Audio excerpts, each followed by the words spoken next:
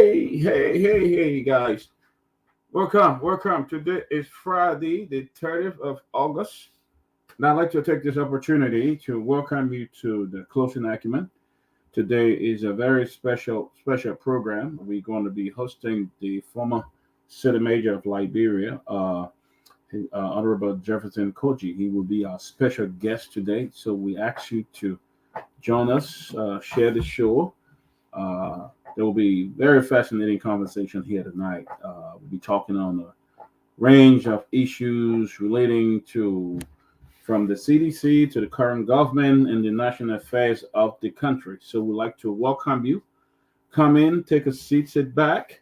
We'll be joined by the other panelists very soon. Tomalin George, Ben Sanvee, Lofa Julius, Grace Guar, Sylvester Peewee. Others will be joining us. Kedabu Gongo and Professor Larry Kennedy. Others will be joining us. So we invite you to come, sit back, tight as we bring this to you. So, guys, if you just joining us, just share it. We are on Hot FM, Truth FM, Real TV, and also on YouTube. So you are joining us. It's my pleasure to welcome you this evening to the Closing Acumen. Been a great day, and we're looking forward to a great program, having a great conversation with the former mayor of Liberia. But again, sit back as our guests make their way. We will be bringing in the mayor. But for now, sit back. Let me just welcome some of you that I can see, not by YouTube, but would like to welcome Arna Tiller. He's watching from Michigan. Fred Clark. Welcome. Joe Mahin, welcome as well. James Coyote, Joe Man, welcome. James, welcome. And Ruben Cunning, welcome. Zizi Even Bala, yes, we are live on Hot FM. Thank you, guys. Thank you, guys. Truth FM, thank you for all you do to keep us going, and Hot FM as well. You guys the pillar of our program, and you guys have really worked. But we'd like to welcome you guys. Our panelists are making their way. I know today's Friday, and a lot of people are either in the traffic, but getting ready. Too many jobs will soon be joining us, and others. Welcome, Morris Kruma. Good evening, Ed, Nick, Guy. Welcome.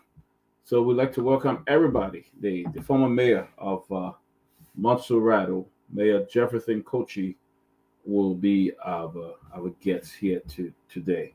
It's going to be a very fascinating show, and we're looking forward to bring it live to you. So welcome everybody.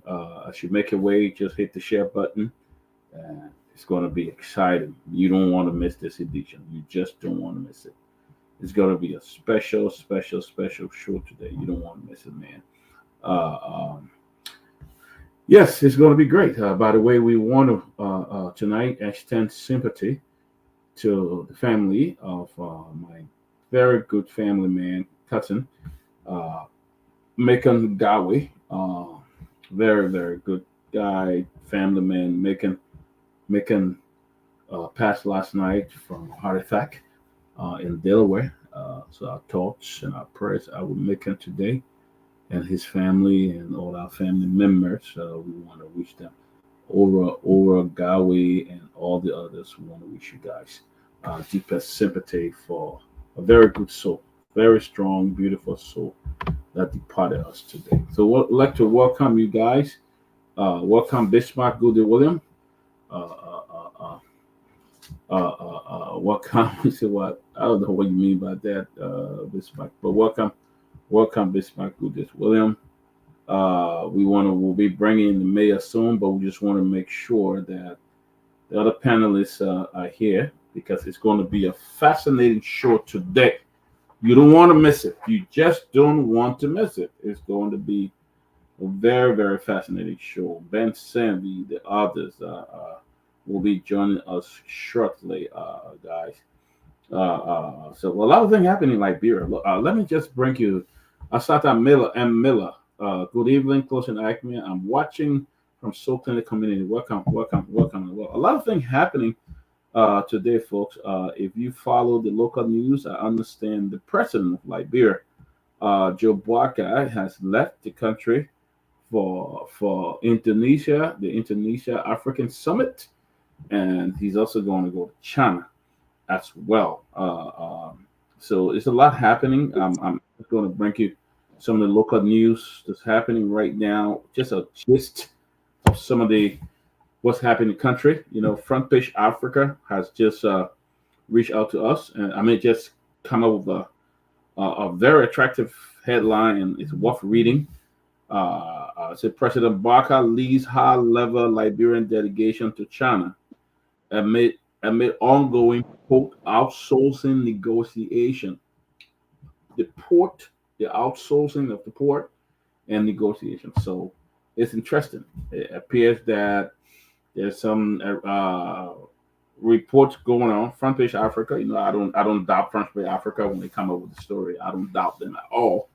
But Front Page Africa is reporting that allegedly there's some kind of negotiation for the outsourcing of the National Port Authority to China. So the headline here today from NPA says uh, motives motive behind the China trip. What is the motive behind the China trip? It's interesting, very very interesting. I don't have time to read it, but I will read that to you later on. Uh, uh, uh, uh, uh, and it's talking about the speaker, Olabaji Fonati Kofa, is demanding answer, I think, to the budget, the draft recast. He already sees it. He put a hold on pending budget alteration. There was report that the budget was altered. The new budget it will alter, and he wants to know. He's demanding answers. So that's what we have. Well, he said the National Port Authority may be outsourced, and if you outsource this to a Chinese company, uh, I hate to say this, but we'll be done because you know what's going to happen. Well, we'll see what happened. What happened on the China African Summit? What Liberia stand to benefit? And then that's from the Africa is reporting that. So I'm quoting one of Liberia leading print media, which is Front Page Africa. They are reporting there are motives behind the trip, and there are negotiations for the outsourcing. I believe the put. You know, so we'll see what happened, and we're going to see what comes out of that trip to China and Indonesia. Other group reporting. We got the Verity News is also reporting EPA shut down China Union, the Environmental Protection Agency, have shut down the China Union. I believe is in violation of some, you know, violation of the policy. So they have shut it down. Then the financial FIA slams UBA with administrative sanction over non-compliance. UBA coming from the Verity News. Uh, and then I hear over 6,300 unverified Silver 7 to be blocked on government Liberia payroll. Okay. I'm just reporting it. I'm just reporting. I don't know the story. We're going to bring the story to you. It's just the headline that we just got from the Verity News. And then new down, House freezes draft budget. And then somebody saying the new Associate Justice, Sienna Johnson, Clinton Johnson says, we will rule by law, not by negotiation. All right. Y'all always say this kind of thing, man. Yeah. You're freeing people from, I don't want to get into that. Uh, so the new, what's this? The news. So Barker seek Asian support. The president left this morning. Uh, yeah, the news is also reporting about the China Union shutdown, and then the appointment of Augustin Gaffron as the Minister of Finance of the Republic of Liberia. Well, this has been in the making for a while. It's been behind. It has been in the making. So we know it was coming. It was going to appoint him. This brings to how many Lofians in the government? How many Lofians now you have in the government? So Liberia is a very interesting country. Very, very interesting. Uh, so, and then the Heritage newspaper talk about former AG John Mullu call for unity in Liberia. Oh, wow. Well, I thought they didn't have unity in Liberia. I thought they had unity. So when you issue fake a warrant to go and search people property and stuff, that's not unity. So, well, it's going to be interesting. Just waiting. I believe the others should be joining us shortly. Let me see who's there. The guys in the studio are getting all set. So, guys, as you make your way, please share this. Please share this. We should be coming on shortly. The mayor have been waiting behind for a while, so we hopefully will bring him on in about 5 minutes. We'll bring the mayor on, and then this all important discussion will begin. But this was happening. VP President, let's welcome Ahmed Dunso. It's good to see you. Yeah, the argument will be tough tonight. Be close tonight. Asada Dozen watching. Abu Kamar, what's up, Abu? Good to see you. Welcome to the closing argument. And Roden Nelson, welcome, Roden. Great to see you. Honorable Women Lee McCready. Good evening, women. Watching live from the headquarters of the CDC. So yes, we tonight, I guess, is the former mayor of the city of Monrovia, Mayor Jefferson Kochi, will be here with us tonight, and we're going to have a very sweet and friendly conversation. So we ask that you share the show. What's up, Puka Roberts? Good to have you, man. Thank you for hopping on as well. Houston. Jeff, hi family. Welcome, Houston. So we are in the next few minutes. We will begin the show. The mayor will be here to talk about some trending issue in Liberia. We're going to talk about range of things. We're going to talk about the recent acquittal by the Supreme Court. Liberia of Miss. Very interesting. A lot of things happen. But again, welcome, Henry Doe from Dr. Massachusetts. Peabody, please don't forget to announce our fundraiser for next week.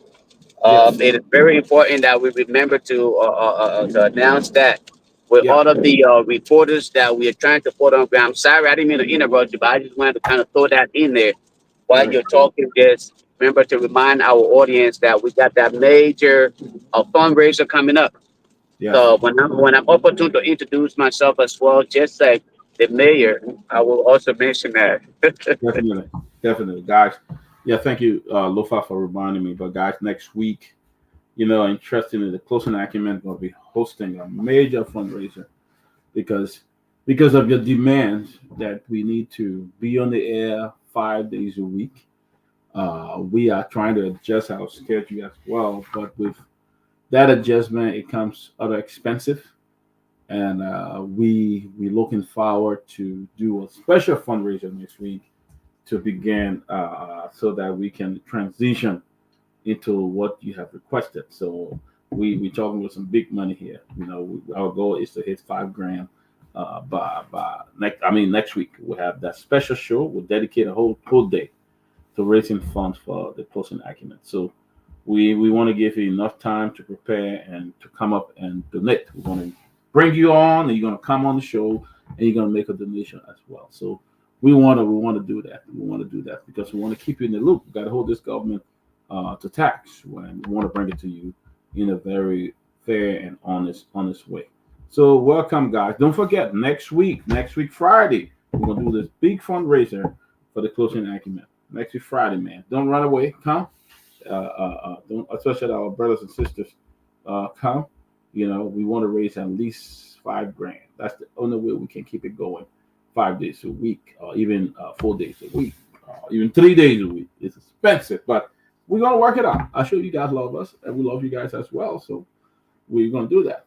So welcome, guys. In about 2 or 3 minutes, we will bring the mayor on. We're definitely gonna start. We're not gonna keep him too long because it's about time. He been waiting. He was there on time, and we are waiting for the rest. Ben Sanvee, Tomalin, George, Grace Guar. We're giving you guys 2 or 3 minutes, and then we're going to begin this show. Kerabu, Gunglu, and others will give you 3 minutes, and then we're going to jump right into it. We don't want to keep the mayor too long. Uh, uh, so welcome. We got the folks reaching out. Elijah K. Cully. Uh, he said, "Thank you, guys, for your good work in watching. So watching live from Kakatan City. Thank you, man. We love to hear from you in places like Kakatan and other places. I would love to hear from you. Ishmael Kamar, follow. Great. Welcome, Ishmael. Welcome. Josh, Josh Wetu. He's watching from Sano County. Oh my goodness, what a beautiful place. I've been there before. I went there one and I enjoyed the food that they cook. I think it's something like fufu and the pan butter. That is so rich and nice. I love that. Good food. Kelvin Morris Johnson. He's here from my aunt Monrovia. Welcome, Kevin. Welcome. Uh, uh, uh, and Rhonda Nelson. Welcome. Watching from the biggest political party headquarters. Welcome. Otello Swat. Welcome, Otello. Pookie Robert. He said, welcome, powerful SG Kochi. Welcome. I've been looking. Good news. Welcome, Abby. Welcome. Good evening to all. Justice Sogo. He said, good evening to all the panelists. Closing I can watching you guys from Police Academy. Beautiful, man. We love to hear from you guys. I'm following John K. Coco. I'm following the leader and teacher, SG, uh, uh, of our party. Good. O'Malley Morris. We are following leader. This is O'Malley Morris from CDC Intellectual Militant. All right. Welcome, O'Malley.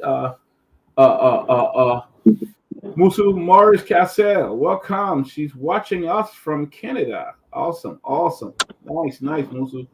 Josiah Masale. He is watching from Liberia. Grace is at the back. Let me bring Grace in. Welcome, my dear sister Grace.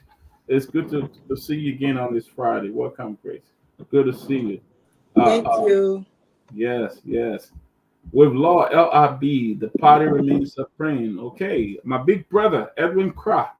It's good to hear from you. And man, guys, we got have our sympathy, man. We know my own cousin Macon Gawe departed this world yesterday. I'm devastated, but yet I'm still here. You know. So guys, welcome. Hopefully in 2 minutes we will bring the mayor on and we will start. The mayor will be coming. He will be talking about a lot of things. Glory. I'm closest following from Coffee Fund Caldwell. Welcome, Glory. It's good to have you. Glory. It's good to have you. Yeah, folks, you're making your way. Keep sharing. A lot of folks are joining. Keep sharing. I see a lot of folks are joining. Keep sharing. It's going to be a power pack. We want to listen to the mayor. We want to talk about a series of things. But let me give you one. We want to keep this civil. We want to keep it going. We want to have a great show. Guys, do not put your emotion into this. No cussing here today. All right? We want to have a great show. Don't be cussing people here today. Look, man, if they disagree, just accept it. You ain't got to be cussing nobody on the show here today. That's why politics are like. You know, politics is not cussing. You know, you can agree to disagree. So that's what happened. But Chairman Ben is here as well, and Ben is actually moderating today. So we are kind of far ahead, so we want to jump right into the program, Chairman. So, Introduce. Dr. Peabody, who made Ben moderator today? I'm, you know what? Bye, guys. My man, on camera is not many people, man. Man, I think, guys, it's all set. Everything is set. The show, we are all set. See, decent and people from all over the world is watching the closing argument. So at this time, we'd like to turn it over to our chief political strategist. Look at Whatever, man. We have Chris, the only female political strategist on this show. And we put moderating the show today. Don't worry. She said, as it is, she's dusting her back. So please don't get cause anybody here today. The mayor is here, and I tell you, he will move and he will tell us everything what's happening. Ben, it's over to you, man. Thank you, guys. It's good to be here. Thank you. We are hearing feedback. Somebody got the radio on. Is it okay now? Yeah, I believe so. Okay. All right. Well, it's good to be here. We're definitely excited today. This is going to be a fascinating conversation with the former mayor of the city of Monrovia, the current Secretary General of the former ruling Coalition for Democratic Change and Congress for Democratic Change. There's an argument whether they stay a coalition or not. We're going to ask him all those questions today. Is the CDC still a coalition? He's the custodian of records according to the way the structure is put in place, right? The Secretary General is the custodian of records. So we're looking forward to having a very fascinating conversation with him today. This is a no-holds-barred conversation. All questions can be asked. You can ask him whatever questions. I think he is prepared for it. He's been in the news a lot of late. I think he held a press conference yesterday. I have a few questions from that press conference.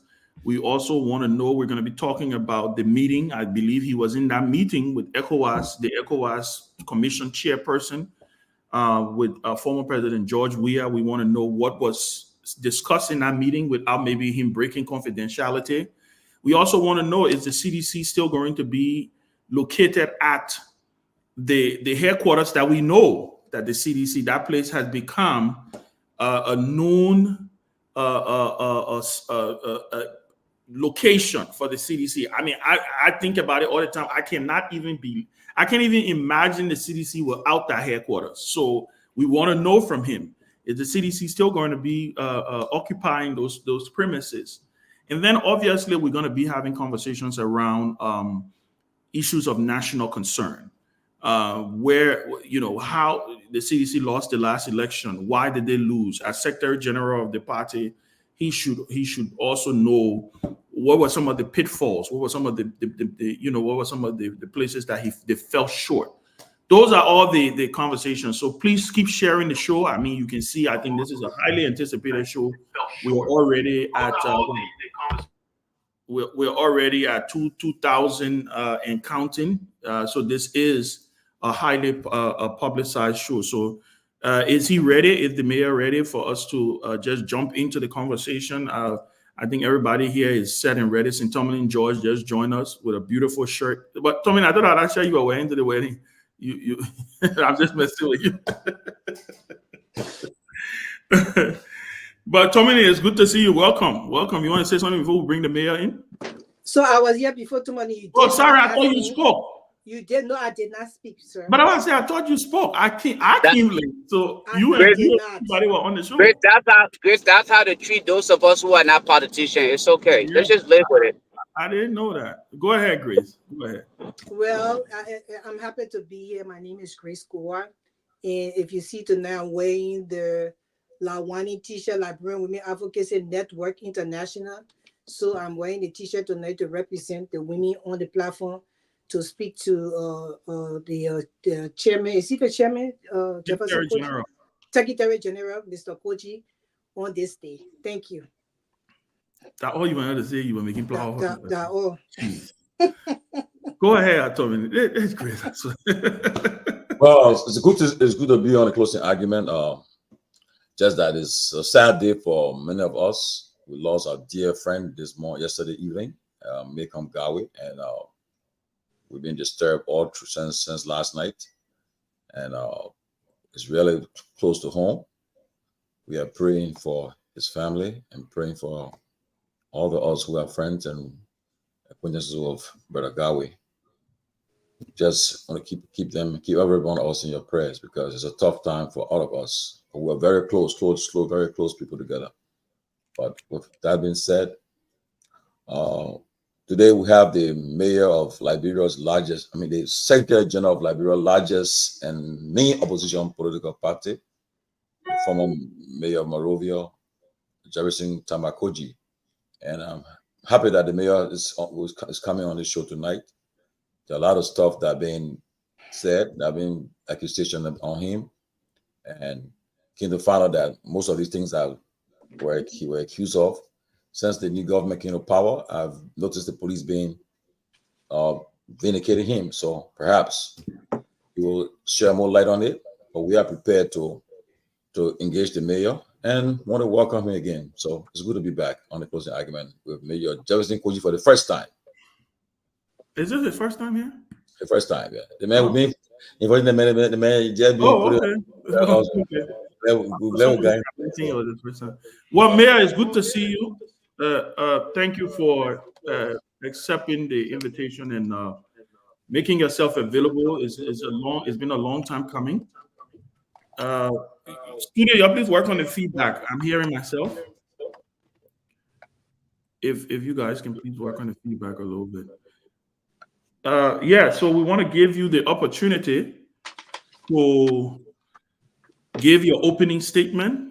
Again, like I've said in the intro, this is going to be a no holds barred conversation. Nothing is off the table. You are the Secretary General of the major opposition party in the country. You're the former mayor of the capital city of our country. So there's a lot of people who want to hear from you. And I can tell you, you can already see from the number that a lot of people want to hear from you. People are sharing the show. I'm getting messages all over. I think the numbers keep climbing. So we want to thank you for accepting the invitation and then begin the process. So Mayor, the floor is yours. Go ahead and give your opening statement, and then we will go into questioning. Well, thank you.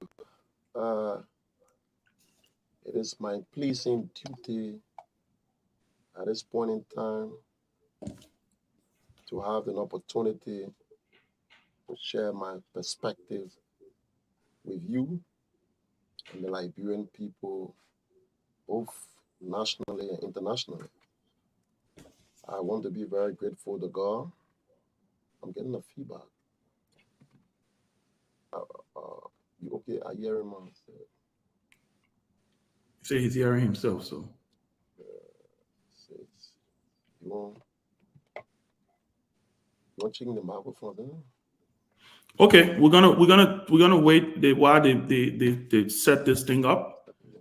The mayor will then let them go ahead and change his location. Guys, what are your is it good now? All right. Are you good now, Mayor? Yeah. Can you hear us? Yeah, better. Okay, good. Yeah, better now. All right, good. Go ahead. I'll come for hearing myself. Okay. Go ahead. Okay. Sir. Well, thank you again. This is my debut. Like Tomalin just said. And Tomalin, let me say to you, right after the elections, this is my first real public appearance. And we try to manage our space. I want to begin with recognizing in sympathy with the owner of this facility, Musa Hassan Bility, being told that he lost his security and his job. So as a political institution, a member of the opposition bloc, we want to publicly convey our sympathy like we did initially. We want to say, yes, convey our deepest sympathy. We also want to extend it To the friends that were being mentioned by Tomalin George, we may not know him. We also want to extend our sympathy to his family. Having said that, I want to say thank you so kindly. And two things happening here.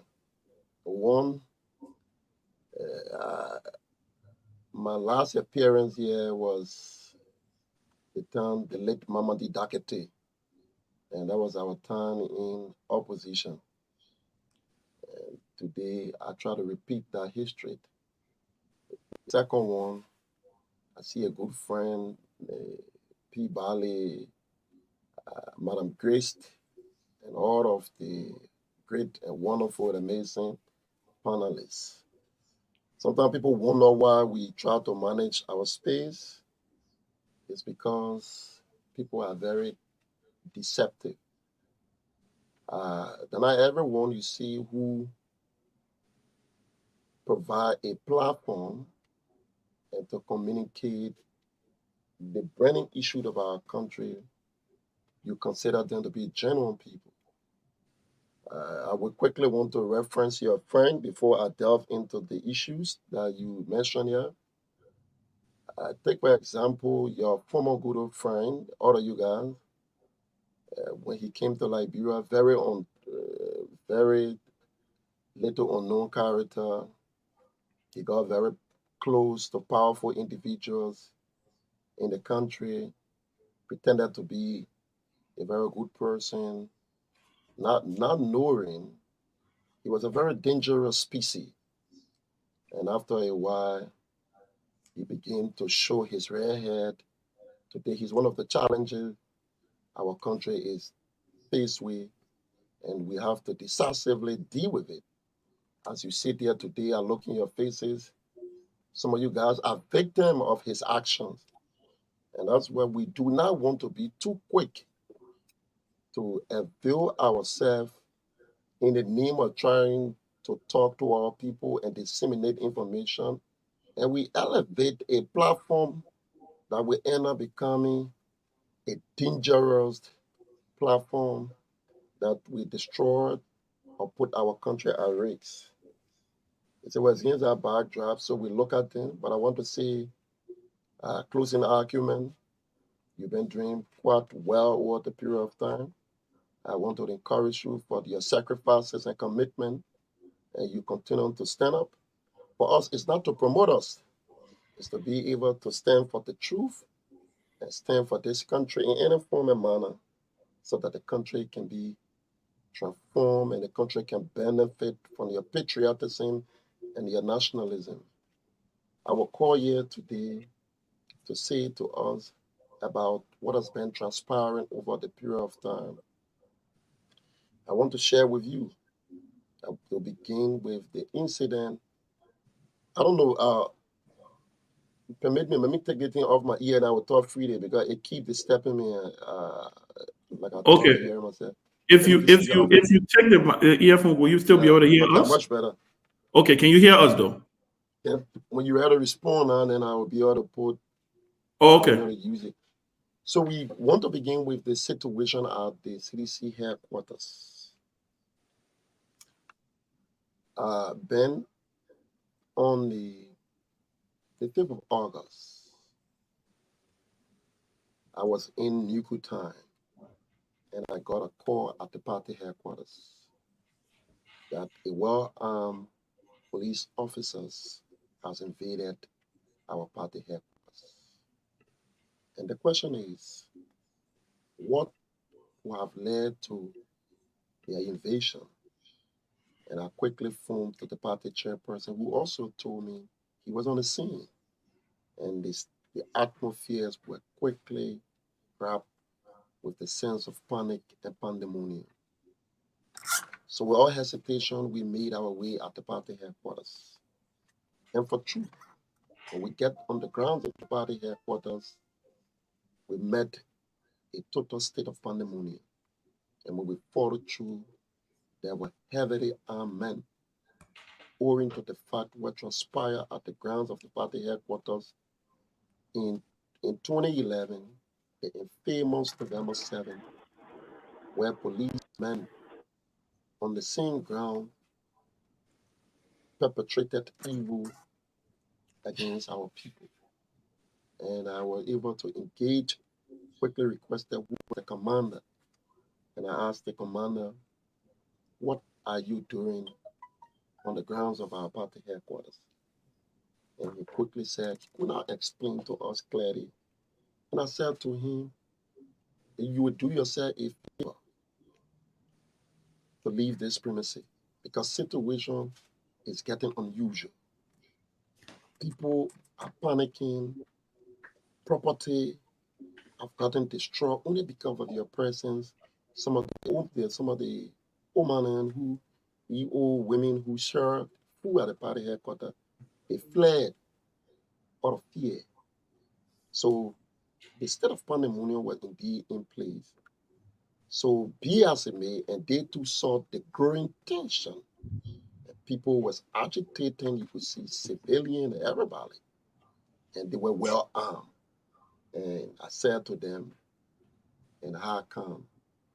The commander, at that time, he allowed his sense of reasoning to set in and left.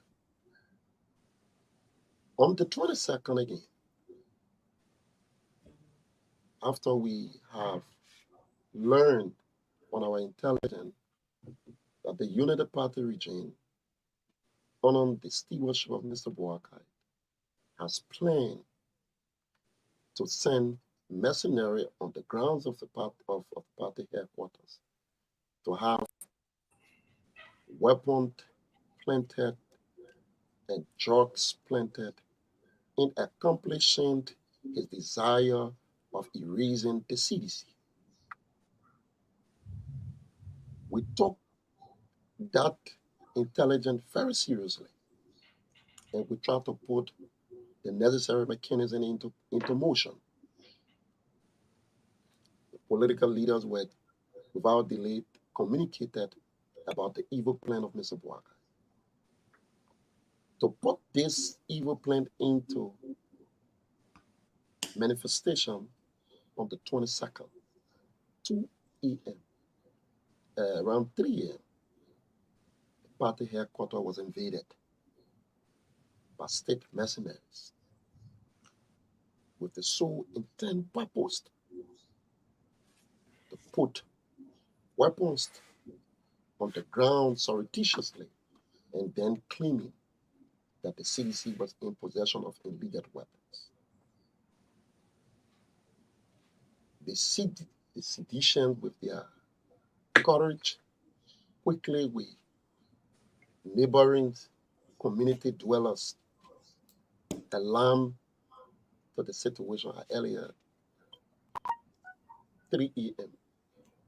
With that alarm, they became, and through being told, the reason we carefully call them state mercenaries, because they could not even find their way out. So he just draw to the conclusion that these people was being unified into state uniforms and with a direct instruction, but unfortunately for them, they were not aware of the terrain. So on the basis of that, it limited to accomplish their mission. So they were chased out of the party headquarters. And they arrested some of the partisans. A few other persons got badly wounded. Quickly tried to contact the authority. Fortunately for us, the president was out of the country. The justice minister was out of the country. The inspector general out of the country. Be as it may, we stayed contacted. Some of them out of the country. I think the NSA director was also contacted directly and asked them. And we're interested to know none of them could have, they could have spoken with divinity to also tell us that yes, indeed, we were greeted with mist and disinformation. Some people claim that there was a raid near the party headquarters, and that was a bull-faced lie. As I speak to you now, I will encourage you to take your microphone into that community and see there is no semblance of ghetto in our community. Those are full dwellers that live in our community. And interestingly, that community is a community that CDC have never won. That's how interesting it is. In fact, it is a unity party infested community. Our history has proven. So the people were too sharp. They were in total shock when the heavy armed men passed through and trying to find their way to the CDC headquarters. That was not enough. Because their mission was not completed, they insisted to complete their mission to enter the grounds of the Congress of Democratic Change. And as we said beyond this microphone, it just takes the brazen courage and the undaunted resistance of these young men and women who protected the sacredness of the party headquarters with their sweat in ensuring that these men with their evil plan could not succeed in doing such. 500 plus canister were each shot on the grounds of the Congress of Democratic Change. Men were brutalized. Citizens were seriously injured. Went on the grounds, called the political leader. Immediately he said, Jeff, let us now forward near Khartoum to the temptation of the Unity Party regime. I am calling upon you to ensure that everything is safe and calm. And I walk out to the street and asked the commander, I say, you people should not permit yourself to become pawn in the hands of these desperate politicians who are actively geared towards plunking this country into disaster. Or who have it, our partisans listening. And the next day we had a National Executive Committee meeting. And in that meeting, the CDC were able to catalog systematically what the regimes have been doing over the period of time. And we thought, even though CDC is a peaceful party, its political leader is a peaceful person, but that peace has its limit. That peaceful nature certainly has a limit. We cannot endanger the lives of people who subscribe to the philosophical belief Democratic Congress of Democratic Change when they've been chased in their residence homes only because somebody perceived. So we thought to call the attention of stakeholders, both national and international. The political leader decided to put Mr. Guar on notice along with regime. ECOWAS were written. We want to seize this time to appreciate the swift response of ECOWAS. President Toure responded. He came to town. We had an opportunity in a meeting. The president systematically laid out one. He said to President Toure that you know my record, the CDC since 2005, when in our elections with Ellen Johnson Sirleaf, we were not certified, but we thought that the peace of this country is greater than our quest to govern this country. We accepted the results. 2011, if I'm in 2005, to tell you how the president demonstrated, not just expressing, and that's why we can frankly say to you, no political institution have contributed to the peace the stability of this country more than what the CDC have done over the period of time. Not just by expression, but by demonstrated concrete actions.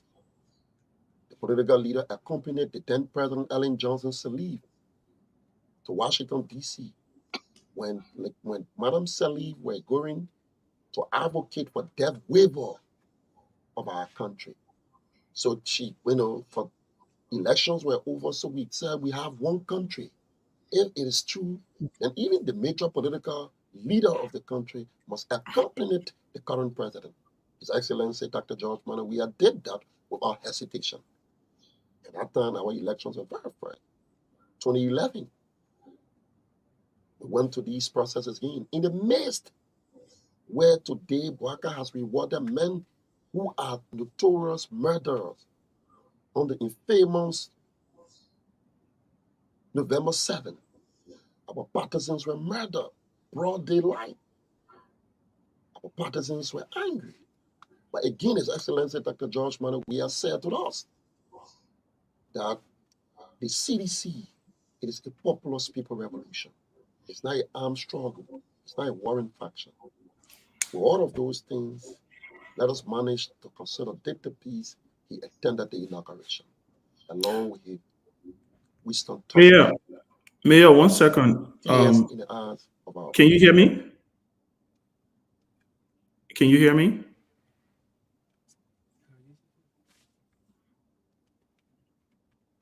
Yeah. Okay. So I wanted to give you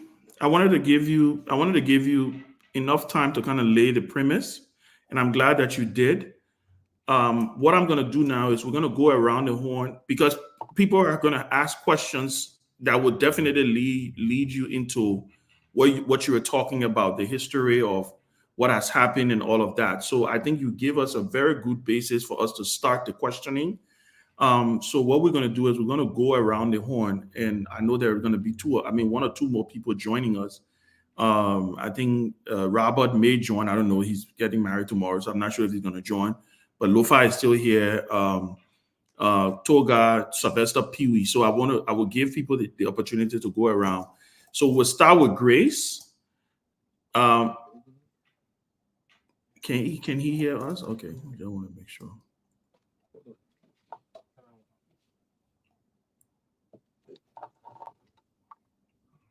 Okay, can you hear us now? Is it better? Yeah. Okay, good. So what we're going to do, SG, is we're going to ask Grace to ask her first two questions. And then from there, we'll go around to, I think, Peabody, Tomalin, Toga. I will hold my questions for now. Grace, go ahead. Grace, go ahead. So I don't think he's hearing us. I hear you now. Oh, yeah, that's okay. So, Mr. Koji, I hear Ben Sanvee referring to you as mayor. I also hear you referring to yourself sometimes on your post and thing as Mayor Koji. And I wanted to ask you, why are you still referring to yourself as a mayor?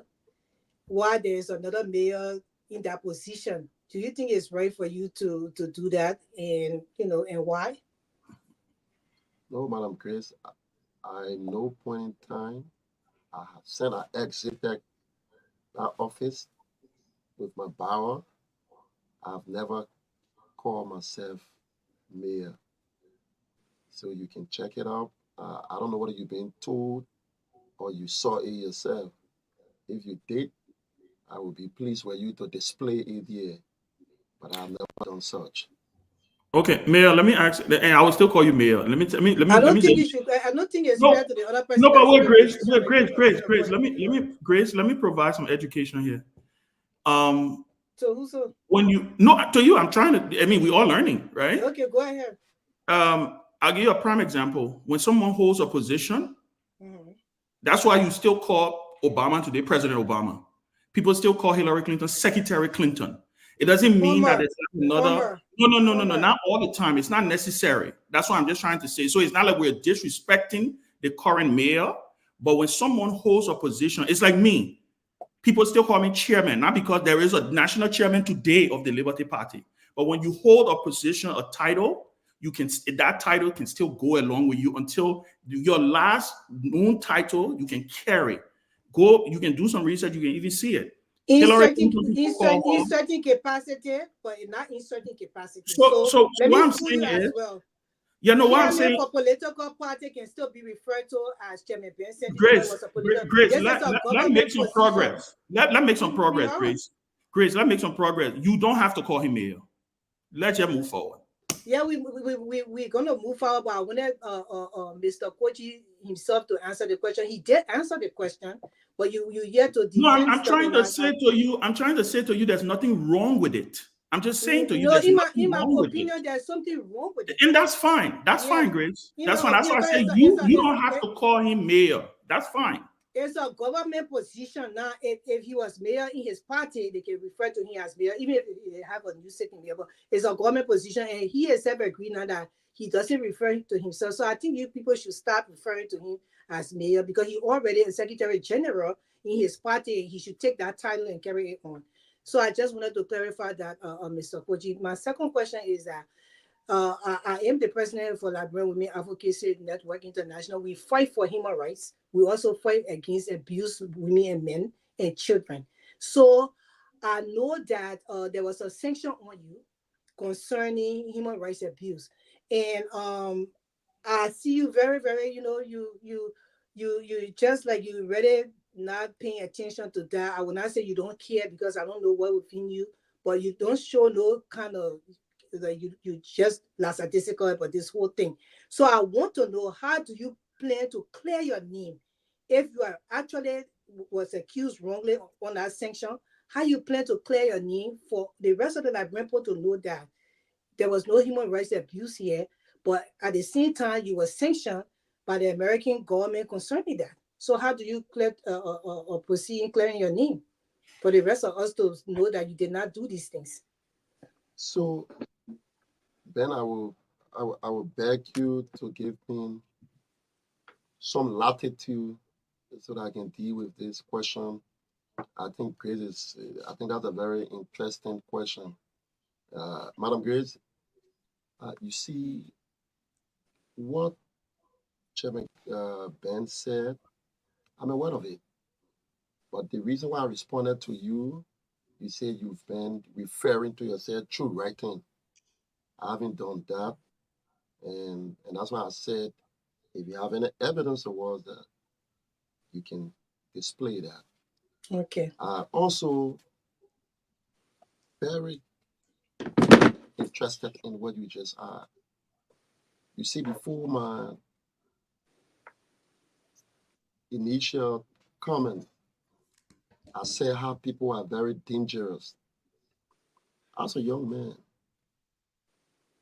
born and raised from Lofa to West Point, I was gas-selected because of political reasons. I think the best thing for my accusers to avail the facts that they claim that this man was an human rights abuser, a human rights violator. When I was here, I started as a young student activist.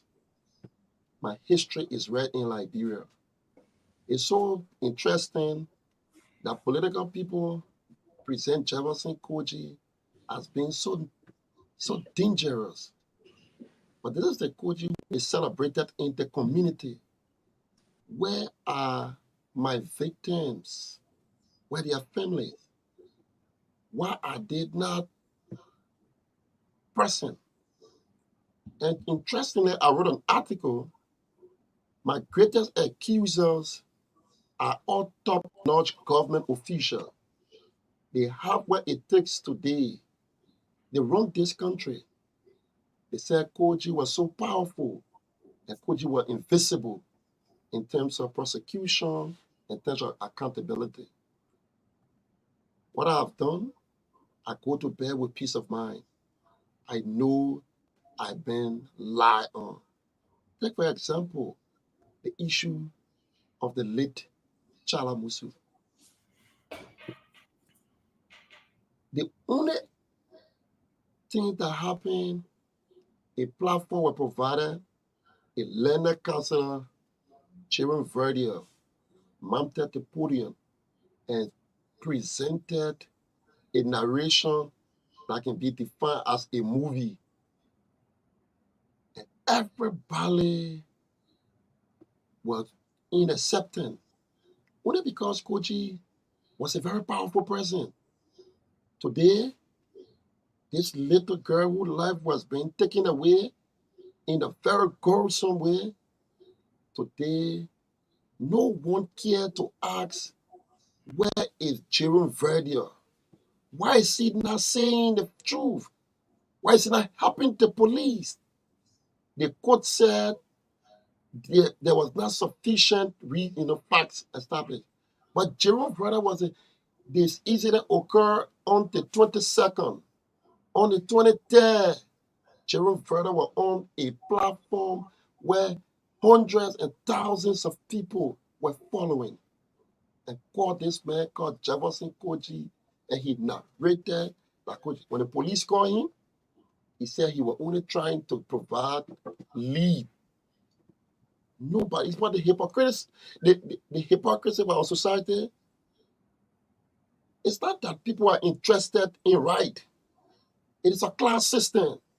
Apparently, some are unfortunate to be part of the class that should be considered as serious people in this country.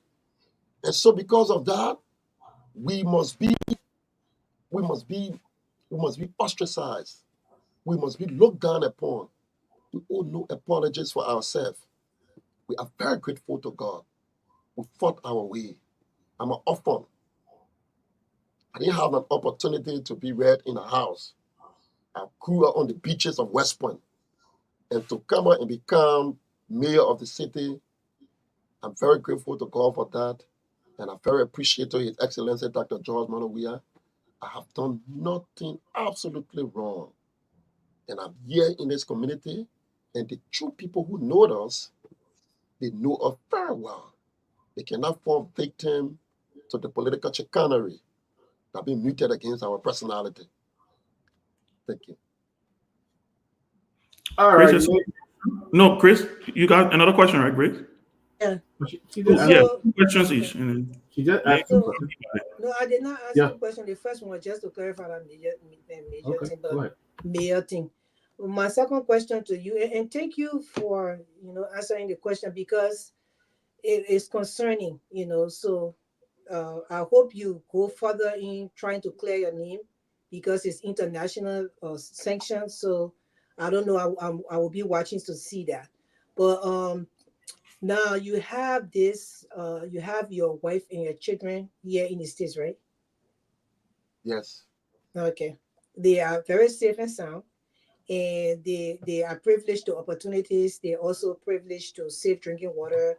They're privileged to light 24/7 and all of that. So thank God for them. But do you think that it's okay to put other people's children and their future on block, for a political party, especially you being the Secretary General right now?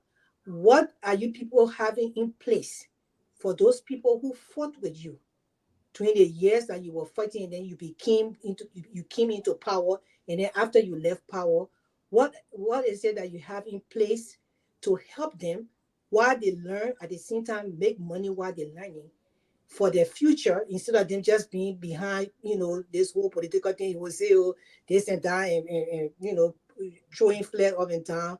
What is in place for these people? What you and your political leader, President Weah, have actually put in place for these children, these young people? You see, Grace, in personal play, my dear, you ask the question, paradoxically, you are seated in America. You comfortably ask a question. And sometimes you feel by asking a question, you come across that you are very concerning about those people you ask about. That's not the case. You as a person who plays a question, if you were to be asked, you sit with your family and everybody beside you. Do not be under the illusion that because you sit behind the microphone and you ask questions, then people who hear They pay less attention to the people. If these people you claim that we do not pay attention to, you will not be the one asking the question. These are people responsible, who understand, who know what they want.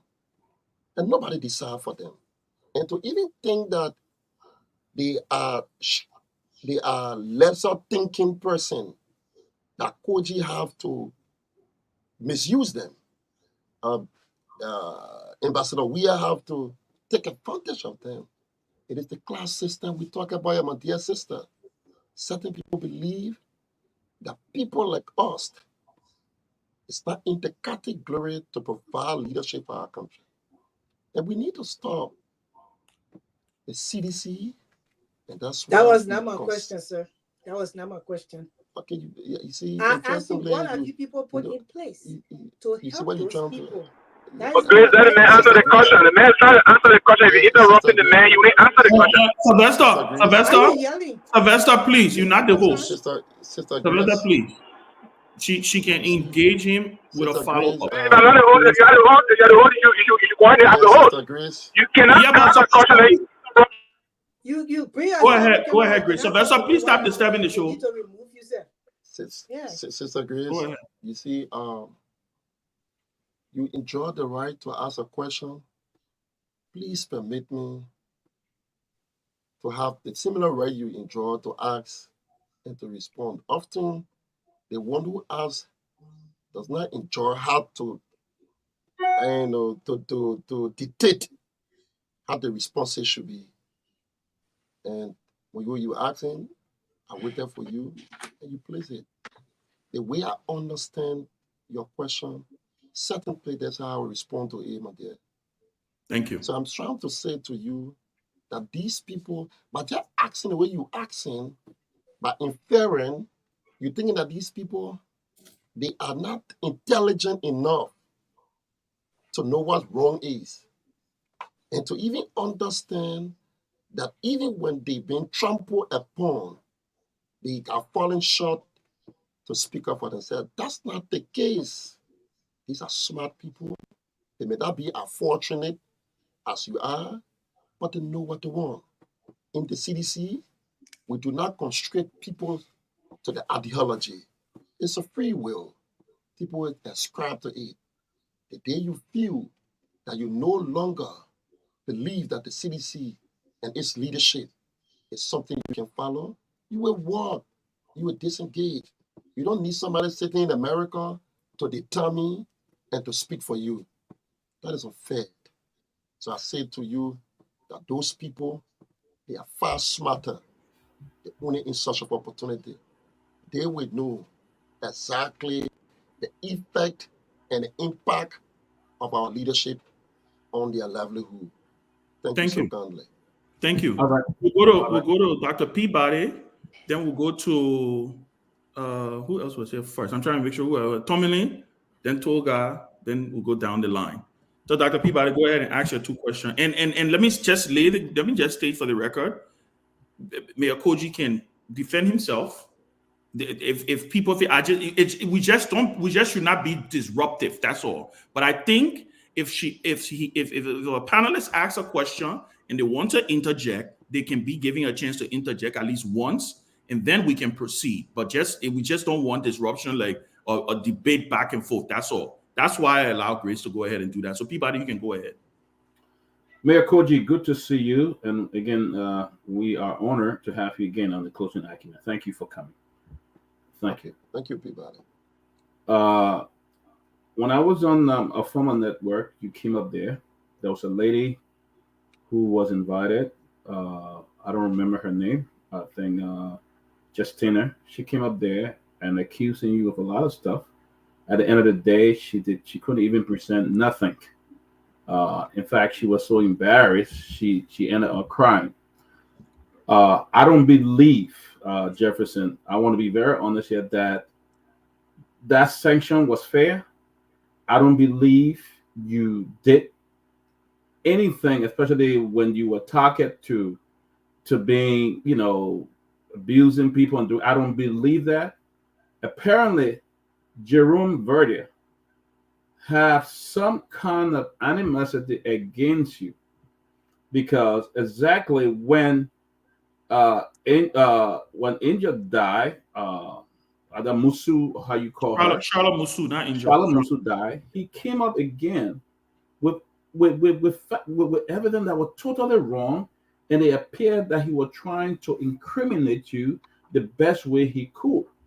Apparently, they went ahead and they succeeded. Honestly, they succeeded. They made up lies, and you guys could not fight, and then they were successful. But now we see that the whole group is in some kind of they are breaking apart now. There are a lot of stories around them and the organization and all of that from the recent hearing that was held on Capitol Hill. I don't believe you did it, but let me ask you, what have you done? What are you doing? My first question to really remove those false accusations against you, especially for Shalom Musu. I mean, he came up with a lie. I'm saying this straight up. He lied because he had no evidence. 1 minute it was Jefferson Kochi. The second time it was Musa Ability. So what have you done to clear your name? Because let's be honest, we may disagree. I've not always been a fan of you, but to be very deductive, I think what happened and those stuff that happened to you was wrong. What are you doing to actually get yourself out of such situation? Yeah, thank you, Dr. Peabody. That concern is not just only you. There are many people around the globe who know her personally, who know her from a distance. They are very concerned about that. Dr. Peabody, I'm a young and poor young man. I was here in the same country when people said Koji was a millionaire. Today, these same people say Koji is being evicted from a place.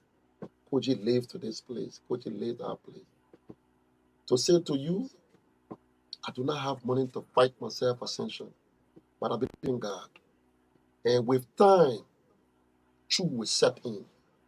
And the issue about the late Musu Chala, I think it was God who confused them. And that's the reason why today we have gotten vindicated. It happened with Justina Taylor, like you said. Everybody here was saying until she, as a person, she decided to confess. And said, Koji. And then the question I asked them and said, look, what is happening today? As we speak to you, Peabody, I can give you lists of people who have lost their life mysteriously. But it's not in my purview to say somebody is responsible for that. That is not politics. Our politics should not be vicious. Our politics should not be in that sense. We should debate the issues. We should go to our people. And that's why we do not hesitate to take major decisions. It's not our life to say, oh, yes, because we lost elections, it's the end of the country. We can't do that. How can people are all taking patriotic decisions, yet instead people take out to be evil people, troublemakers, and today they see things in front of wash your eyes, they can't say. And that's why we say it is a class system. And these people, it's not because they are interested in the truth, it's not because they love the country. A certain group of people, their understanding in their psyche are not supposed to be. So what I've done as a president, I pray to God, and the truth here is that I have done nothing, absolutely nothing I have done about that. Okoro Ascension, I don't have the millions of dollars, the thousands of dollars to go, no. But I believe in God unless I did what I was accused of. If I didn't do it, I'm certainly I will be free. You see, you have been persecuted. God knows the reason why coaches have been treated this way. And that's why I go to bed very healthy. I wake up, I do my normal life. Because those things that said about me, they have no iota of truth. So other people, I'm not going to stress myself about that. I'm going to continue to live at Jefferson Koji. I have done nothing absolutely wrong. And I continue to say, take for example the Chalamutu case. I want to call publicly here. Let the government re-establish a case. We all want to find the murderer. Let that jury verdict come. Now it is the Unity Party. They were visiting people. You have one senator here, he would claim by the very loud mob and how he has so much sympathy for people here. He was visiting people. But today, people are dying. We don't see that senator. Asking what transpired to Kawe, what transpired to Broadway, what transpired to EW Junction, what transpired when a presidential motorcade took a life of a motorcyclist. Today, these people are nowhere around. The fake, symbolic, humanitarian showmanship cannot be seen. I understand what you have said to me, but the truth here is I have done absolutely nothing. I will continue to be Koji. I will live at Koji, and only time will prove us here. If I have done anything, I will not escape it. Ask a second question after all the things I've said. Many times ago in America, some people saw me and said, "Oh, Jeff, what are you doing with your name just be repeatedly?" I said, "How do I control that?" If people think by calling my name repeatedly is to create an impression, to create an impression so I can be stigmatized, I can't do it. But the only issue is it's easy to say, but it cannot be proven. It will never, ever be proven. They told you that I brought guns in this country. On the same platform, they said Koji brought guns. It took the police to say to you there. And we asking, they say auditor passed away. We asking them to investigate. They should prove to the Liberian people because you came on the basis here that people were mysteriously disappearing. People were criminals in this country. Today you have a country. Today we haven't taken a step anywhere. We have built ourselves. You must bring, because before you accuse her, you should be telling us that all of the facts were at your disposal. But instead, such a thing is not happening. I can tell you on this show today, one day on this platform, you will be true testimony of my vindication in this country. God do not make mistake. Thank you. And I wish you all the best, Jefferson. I strongly believe that was not that sanction was just kind of unjust, based on our own people going against each other. But let me ask you this question. Recently, there was an attack on the CDC headquarters. It was reported that the warrant that they obtained to even search was fake. And President Weah petitioned the ECOWAS, and they sent a delegation. I don't know whether you were part of the meeting, but what did you guys tell them, and what did ECOWAS tell you? Well, the president was very decisive. I was in a meeting. Yes, I was there. It was a delegation, my ECOWAS delegation. The president in the meeting, Len Eugene Nangwe, and myself was in the meeting as well. And the president, just when he all landed in his letter, he was very clear to the president that the unprovoked attack, a systematic attack on the CDC as an institution and its partisans and leaders got to stop.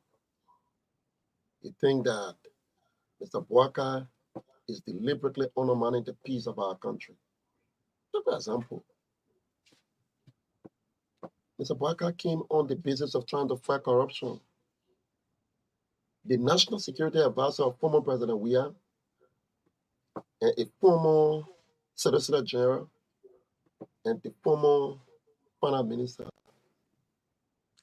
was indicted on a flying sheet. Up to present, there is no indictment. What our law says about that? Our law says you must form a grand jury. The grand jury must form an indictment. Today, what did they do? They went and the former national security advisor along the Solicitor General, they were called, paraded, celebrated. And you think that the way you solve the Liberian port issue? You just joking. The real issue will confront you. The issue about the salary increasement will confront you. The issue of job creation will confront you. The issue of finding the bread and butter of the Liberian people will confront you. Just like, but you could easily lie to come to power, but you cannot lie to govern the country. Up to present, there have been no formal indictment. So those are things that the president flagged. The president, even the Supreme Court, issue about obtaining job, issue about personally wish hunting people, taking job from Liberians, only because you perceive that they are associated with the ideology of the Congress for Democratic Change and the Coalition for Democratic Change. They become your target. See, the president, or one of the things you were very clear again, he said to them, he said, 6 years when he led this country, he allowed the Unity Party to display their constitutional franchise. And he said, as the leader of the opposition, he must enjoy similar rights. And the partisans of the Congress of Democratic Change must be permitted to enjoy similar rights. Thank you. We'll go to Tomalin George. From Tomalin George, we'll go to Toga, and then we'll go to Sylvester, Kelabo, and then Lofa. Well, it's good to be Well, with you. actually, before you to do, no, after you, Tomalin, we'll go to Toga, and then we'll go to Lofa. Because Lofa was here before Pee-wee and Kelabo. Just point of correction. Go ahead. Okay, it's good to be again with you on this platform. With your Koji. Let me just say something. As universal is universal something that once you had a position before, you always refer you. Like you said, readily said, you as an individual will not refer to yourself in that role, but people will always say so. So that's why, as long as you live, they'll always call you a mayor, except you go to a higher position, but they'll always call you a mayor. That's how it is, even so that's how it's universally. So I don't say it's a big deal when people call you a mayor. You're a mayor, it's true. And so they will be calling me Yakoji. But with that being said, one of the things that is eating the very fabric of society today is lies and rumor. And like I joined Peabody to say, look, I'm yet to see any evidence. Everything the people have said about this young man, about you, to say, well, there's the evidence, and that is evidence. Bring it forth. Whenever I hear these discussions, bring it forth. But people will just say these things, and with all no evidence, no facts. And to be honest with you, your sanction today is because of people the same things that happen. But I will tell you this though: don't be afraid. You should fight this sanction. You should make sure that you are heard. Let the American people let them hear from you too. You should fight it. There are a lot of good lawyers around, so that you can be vindicated. Because let the evidence be brought forward that what we are sanctioned for human rights. Let it show the human rights that you violated. So that as a young man, I remember that day vividly. I was driving when they sanctioned you. Ben Sanvee was on the phone with me. He said, "Oh, this young man, they have destroyed this young man's life." The first thing he told me, he said, "I destroyed the young man's life." And it was just there. He said, "I feel so bad." I never forget that incident or conversation we have on the phone. But honest with you, I'm happy you avail yourself today on this platform to be heard, to hear your story, and open a challenge to people. Say, open the lines. If anyone who feel that I've violated the human rights or did anything wrong to them, let them call. Let them come forward. I had to hear your press conference, you challenged them. You said, now that we're not in power, let the people who accuse me, my accusers, come forward. So now we get to see it. So I think I would say this: you should not give up. You should fight for your to be vindicated. Don't just sit down and say, "Well, no, I don't care." No, fight for it, because you have a whole future ahead of you. Don't let this stuff remain on you. Hope you really think about it and fight for it. My question is, I heard your press conference, and you said yesterday, you said that the CDC will no longer accept the last time on your premises.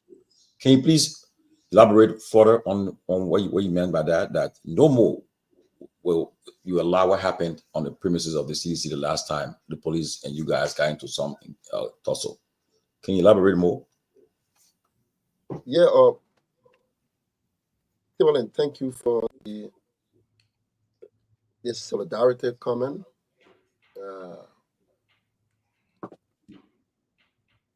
It's a very tough thing, and I will say that to you. It's a very, very tough thing. But I can say to you that my spirit is not broken. As I speak to you, yes, I talk to the Americans. I'm in touch with the American embassy. We communicate, we exchange pleasantry. And like I said to you, the truth I crushed to the ground will surely rise again. So we interact. But I will not say to you that we're going to find a lawyer. What I have done, I have written my story and presented my story. I'm not going to go beyond that. I'm going to be right here, and I'm going to live the life that I know best. And I know sincerely the biggest vindication is with I'm a Christian. I have never doubted God, decision in my life. I say this to people, Tomalin, I said on your platform, my mother gave birth to me September 7th, 1985. On September 14th, 1985, she passed out. So it was 7 days later my mother died. So I survived as a child, 7 days old, and I got to Monrovia at 7 years. In 7 years, I was in West Point. We did not have a formal education. We used to go on the beach with the Ghanaians. We used to push their canoe, and that's how we survived. We survived in the ghetto. If God would be God with our parents, and we were able to be located with our miseducation, today we can have an opportunity. We can sit to places and co-mingle with people who detest us. We are very grateful to God for that. And that's why we see, even President Weah today, when we met President Weah, we met him as a gate boy. We were opening his gate until one of those days, he got very interested and said, who is this dedicated young man? And he decided to engage me. And after our interaction, he got interested in my well-being. Today, I found myself. So I'm not surprised my challenges I encounter in life. And I'm a person who accepts my fate. If God could have taken me from where I came from and where I am, no man under the sun can destroy me because you're not the one who who produced me. God, only God can destroy. You may attempt to come after our person, but I'm not too sure you can succeed. Some of those things are meant to strengthen us. We draw our courage in it. And that's what we say to our friends. We say, today we are here, like this, but they sit in hall. The person said, Coach, you were too corrupt. It's I'm 8 months. I've availed myself for audit. Go and check the city hall and see what a coach ever stole. Let one person raise their hand up and say, what could you have done to City Hall? They were the very inexperienced Jefferson Koji. It's the Koji who were producing deck on the street. Today, the street is glittering with gold. But hypocritically, today they cannot say a word. Am I surprised? Am I baffled? Certainly not. Because Koji is not some of those, he's not in some of those categories to be a mayor of a city where certain people who claim they are the owners of this country will remain despised in their opinion. They will never accept us. And I'm very glad that a gongolo is sitting over there. He knows from when I speak, he knows exactly what it is. And sometimes when you speak it, they say we are being divisive. We're not divisive. It is what you have demonstrated to us. And that's why you are conditioned our life to be. And to say today, because they were very powerful friends in Washington, D.C. My mother did not see Morovia, and she died. My father did not own a bicycle, and he died. He was a hunter. He was a farmer, and he died. So it's easier for people like us to get unsanctioned because we have no relationship in Washington, D.C. People who talk to people in Washington, D.C., were they listening to us? I don't think they will do that. And today, see the paradoxical thing. The only charges on Jefferson Koji because Jerome Freda went to the microphone and said, Koji said Valitele. Who is Valitele? He fought war. No, yet, of course. In fact, they told you that Koji killed Valitele. Valitele, all of those things, people who said it, they are government official. But nobody. But it is a set mind. And say because of Jefferson Koji, every day you say this guy is a murderer, this guy is dangerous. Now one day you have succeeded in saying, yeah, it's what this guy has committed. He said, we let it with a McIntyre.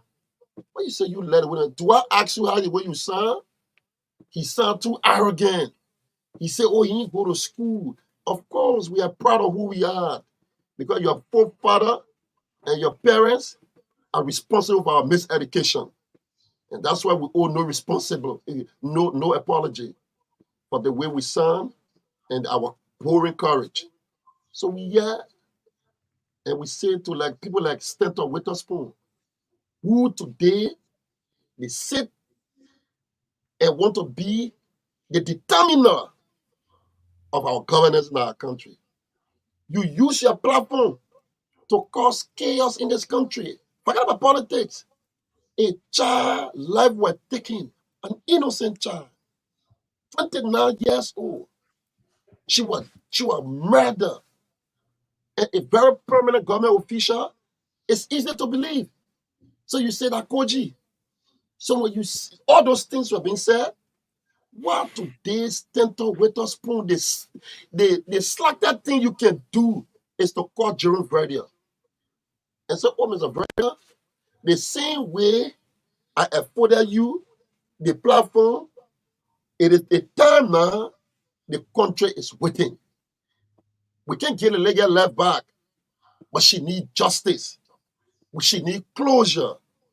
The woman who gave birth to that daughter, she wants to know how did her daughter, that mystery, what occurred, she wants to know. And you are the only, who knows, apparently, that lady could have found justice. But because the legs of Stanton Witherspoon and Jerome Verdier politicized, it undermined the legality, the opportunity to be able to, everybody just said their thing on Johnson Koji. And as a mayor, you know what I did? I waived my plea guilty. I went to the police station. I wrote a statement. I appealed myself. The last time, in fact, when the court said I want to hold me in contempt, I used motorbike. I drove there because I didn't want any doubt to appear Jefferson Koji were trying to shy away from justice. And thankfully, my God, Lord, I have never seen the woman before. The first time I saw this lady was in a court. The God, Lord, were there. Valitele, an interesting place. The day, the occurrence of that day. You always see that video where Koji was. I organized a program from morning to night, to the next morning. And then we see how God can work. And thankfully, Valitele with me at that program. It's a popular program. None of them thinking about it. No, I didn't even show it. And we played that video, and you see the exact day. One man just sit behind the microphone I think it's easier to just say, when you say Jefferson Koji, the public will believe it. What they did to me, they took my police director. They took him America. They offer him money. They recorded him. Say Koji brought weapon in the country. When they manipulated him, because God is God, when I reached out to him, he broke down in tears. What did he do? He returned to Liberia. A same old person today, Jerry Verder, who were participating in all of our political disco, he cannot talk again because he had something hanging on his head. He tried to lie on an innocent man. And you see what happened to put a stent on it? Stent on first son. And I said this to you. He took his son from Liberia and he's saying to Poland, what's up? You know what God have done to him? I Stanton with a spoon. Where in Western Poland, his son is in the ghetto. Samuel A. Stanton. That's how God treat people. God look at your heart. That your heart God can look at. And you think they lay there with die free, unless there's not a God in heaven. No matter how powerful you are, no matter how connected you are, I can assure you that blood that was spilled would not go without justice. Thank you, Mayor Koji. Let's go to Toga, and then we'll come to Lofa. I have one question. Eh? No, you asked two questions, Tomalin. We got to proceed. I was only one. I beg you, we'll come back to you. I'm waiting for Tomalin. You're the co-host. I beg you. Because I'm looking at the time. But Ben, we still got a good bit of time. So Ben, I actually posted something in the chat room that Studio, can you put up the thing that we sent? I travel tomorrow. I was only leaving, man. I gotta go prepare my project. Studio, can you try to queue up that thing? And then Tommy ask your last question why they queue up the thing. Yo, hold on here. Let Tommy to do. Go ahead, Tommy. Yeah. Okay. But let me ask you a question quickly. This is a sidetrack, but I see Secretary General Koji. I see people that you appointed on the last during the campaign. I see like our good friend Kev. I see he representing CDC at On Spoon. Is he representing CDC On Spoon? That's the question you want to ask here? I want to find out because the man claimed that he close to the president, he talks to the president every day. You know, Tomalin, you get. I want to know. I sure that I say, yeah, you know, but Koji, you want to answer Tomalin, please? Yeah, of course. I'll answer it. Okay, go ahead. Interestingly, Tomalin, that gossip. The man said he talked to every day. President, we every day. So why? Thank you, Go ahead, Tomalin, as a Secretary General, in my term of reference, nothing there tell me whether I select George, we have friends. He's the political leader. He decides who his friends are. And his relationship between he and Steph, I can say to you, it's a personal decision. Say whether CDC has a representation, I can tell you CDC has no representation on a platform. I'm a Secretary General telling you, I'm playing a platform, forget about politics, but all my issue I have with the United Party. But I can say to you, people, like I want to give you, take for example, COVID-19. If COVID-19 is a virus, it doesn't matter whether you Unity Party or you CDC. It is a collective responsibility to what you call deal with it decisively. That's how Mr. Waterspoon have become in our society. This man has become a virus that is affecting everybody. And don't blink Kev. This is a guy who manipulates people. Kev is a victim. Like many other presidents. When I saw this guy, way back in 2020, I discovered the element. And I decided to disassociate myself with him. And I said, no matter how you can say what Kochi, but I think God has blessed me with the spirit of discernment. And that's why I never, ever he took picture with everybody in Liberia, with the exception of me. But you talking about Kev, not just only Kev. Some are well-learned Liberian people today sit alongside with this creature who is causing more harm and people looking for coaching there around the place. The platform in which that were being used, that are gathered to spill the thing that preventing justice for this lady. Today, he claimed to say he is the advocate. And that's what sometimes we say to you, not everyone behind the microphone come across.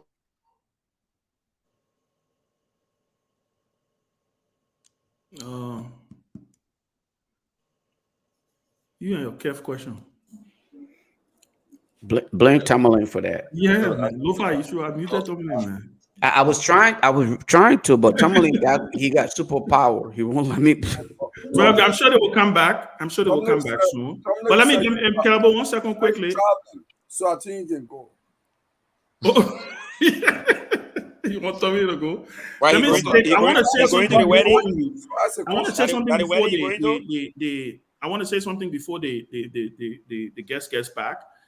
I'm monitoring the live feed. Let me state for the record: anybody using profanity, mass insult, insulting women, talking, we will block you. This is the last warning.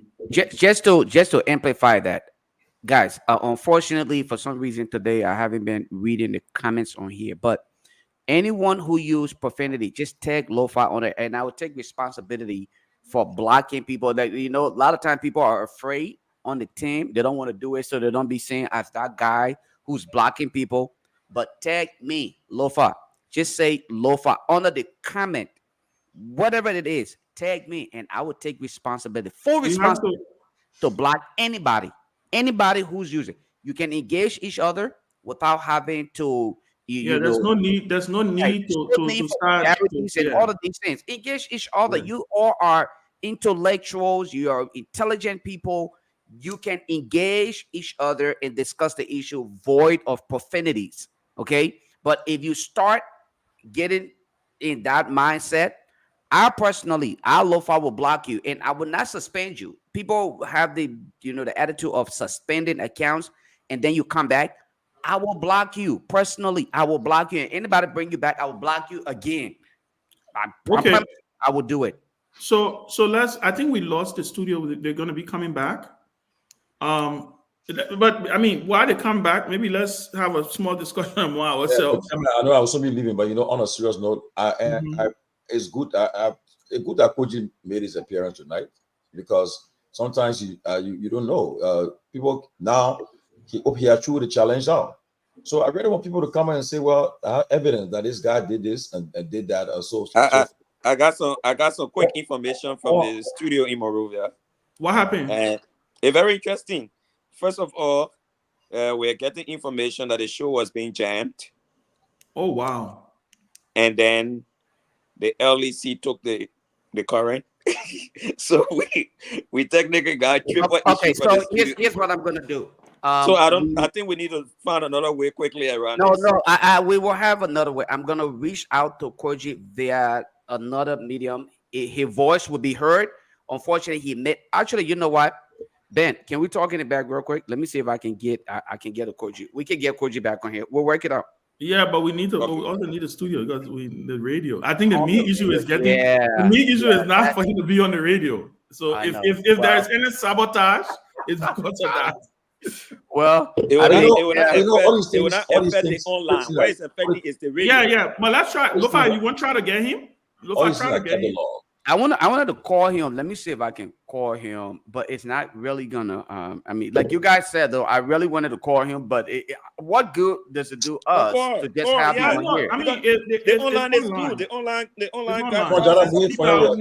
American story, man. There's 2,400 something people watching. Yeah, but you got about 2K folks watching. But I would love for the people back home. But you know what? Let's try it. Let me see. It's sad that you have a society where people are not, thick-skinned to the truth about what is happening. It's sad, but anyway. But what are your thoughts so far? I mean, Calabo, you haven't spoken yet. You haven't said a word yet. Pee Wee, listen. The reason I'm giving him, we have some time. We're just 1 hour 42 minutes in the program. We still have about an hour or so to go. So we'll give everybody a chance to be able to engage. But okay, the station is back on air. They're saying the station is back on air. I'm seeing the comments, so that's good. So they will soon be back on. But what are your thoughts so far on the conversation? Yes, before I say something, here will be my advice to you. I see that Toga posted something in the chat room, and you want the studio to post it. I have that actually as my question before I even saw in the chat room. So that my question you want Steve for me today. So you want the Toga question for him? No. I wrote. I don't go. Oh, you wrote it. Toga, please don't ask the question. No, please. I want him to call they say you can't late and you can't raise it up. You can't late, you want to raise up. I finished setting my question, then you want to stay. Yeah, but Calabo,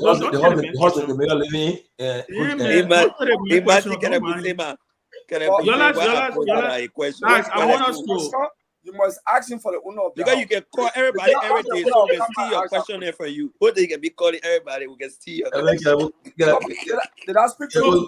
Let me ask, guys. Let me ask Grace. Grace. Yes. Oh no, let me ask you. You haven't said anything, Grace. You always calling us, so I stole your question. Pee Wee, what are your thoughts so far on the conversation? Yeah, I'm here. I'm here having some. Yeah, but basically, listen. I've been religiously following the program, and again, we got testing. When you said to me I was stepping the show, I felt I was turning off, but I knew that I wasn't actually stepping the show. Oh, Pee Wee, you politician, man. Leave me back. You wanted to. But yes, it was great that Mayor Koji came on, and the youngest mayor of the history of the city of Monrovia, right? The youngest law mayor. It was very great that he came on the show this evening. And the chronological. So Ben, why was I skipped and Pee Wee allowed to go before me? No, because on the question, we're not asking the question, man. Oh, okay. Asking for My man. Yeah, my man. I mean, you said I can from my one swing. Teacher, how you see it? How you know? So look, Mayor Koji, can you hear us though? Yeah, I can hear you. Okay, good. We're glad you have us back. Let me just say my party. Yeah. All right. Major, I'm sorry. I'll be following the show. Maybe when I'm driving, I will call. But we have a very important trip tomorrow. So I gotta go to prepare for that trip. And so please, I wish you guys good deliberations. And I'll follow the show. I want to announce to you.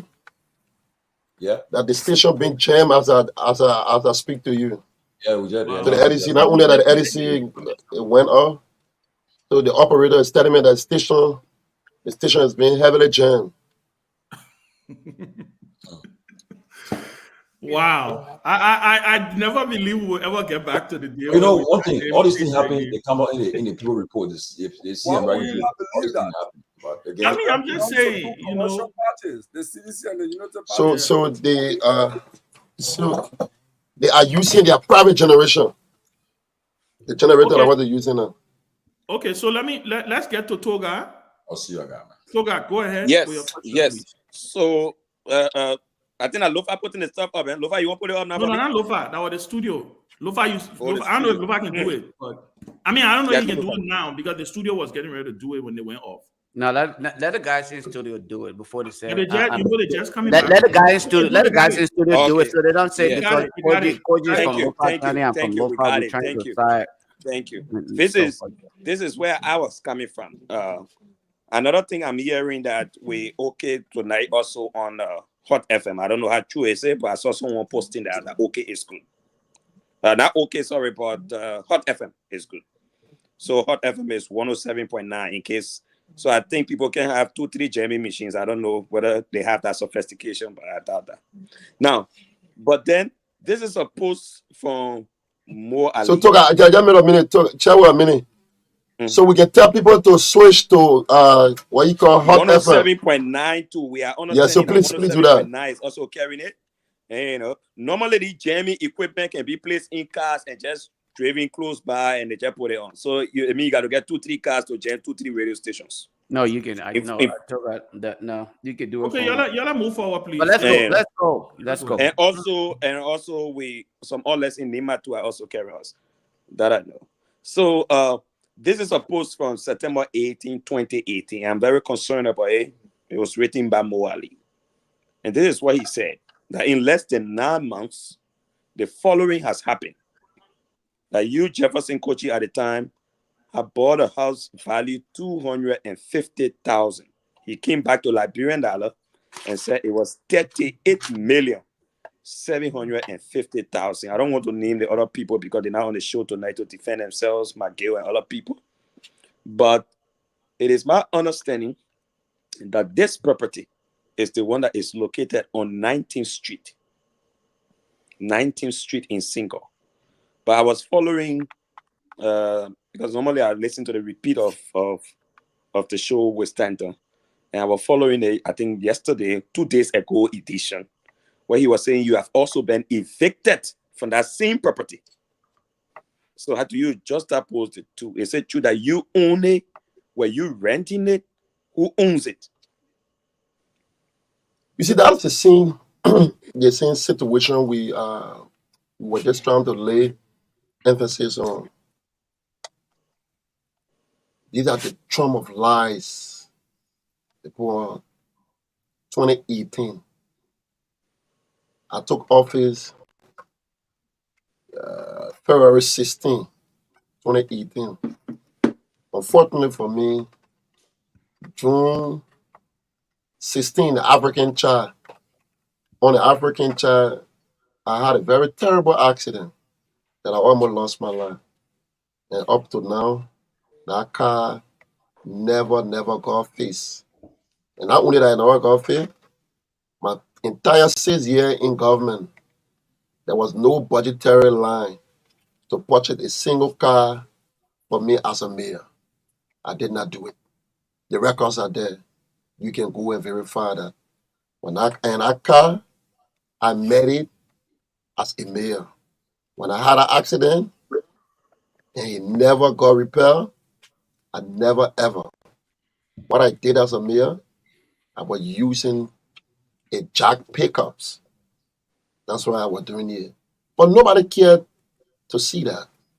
This man tell you, check in, what you call 6-7 months, I was able to own a property of 250,000. As I speak to you, I stay in that property.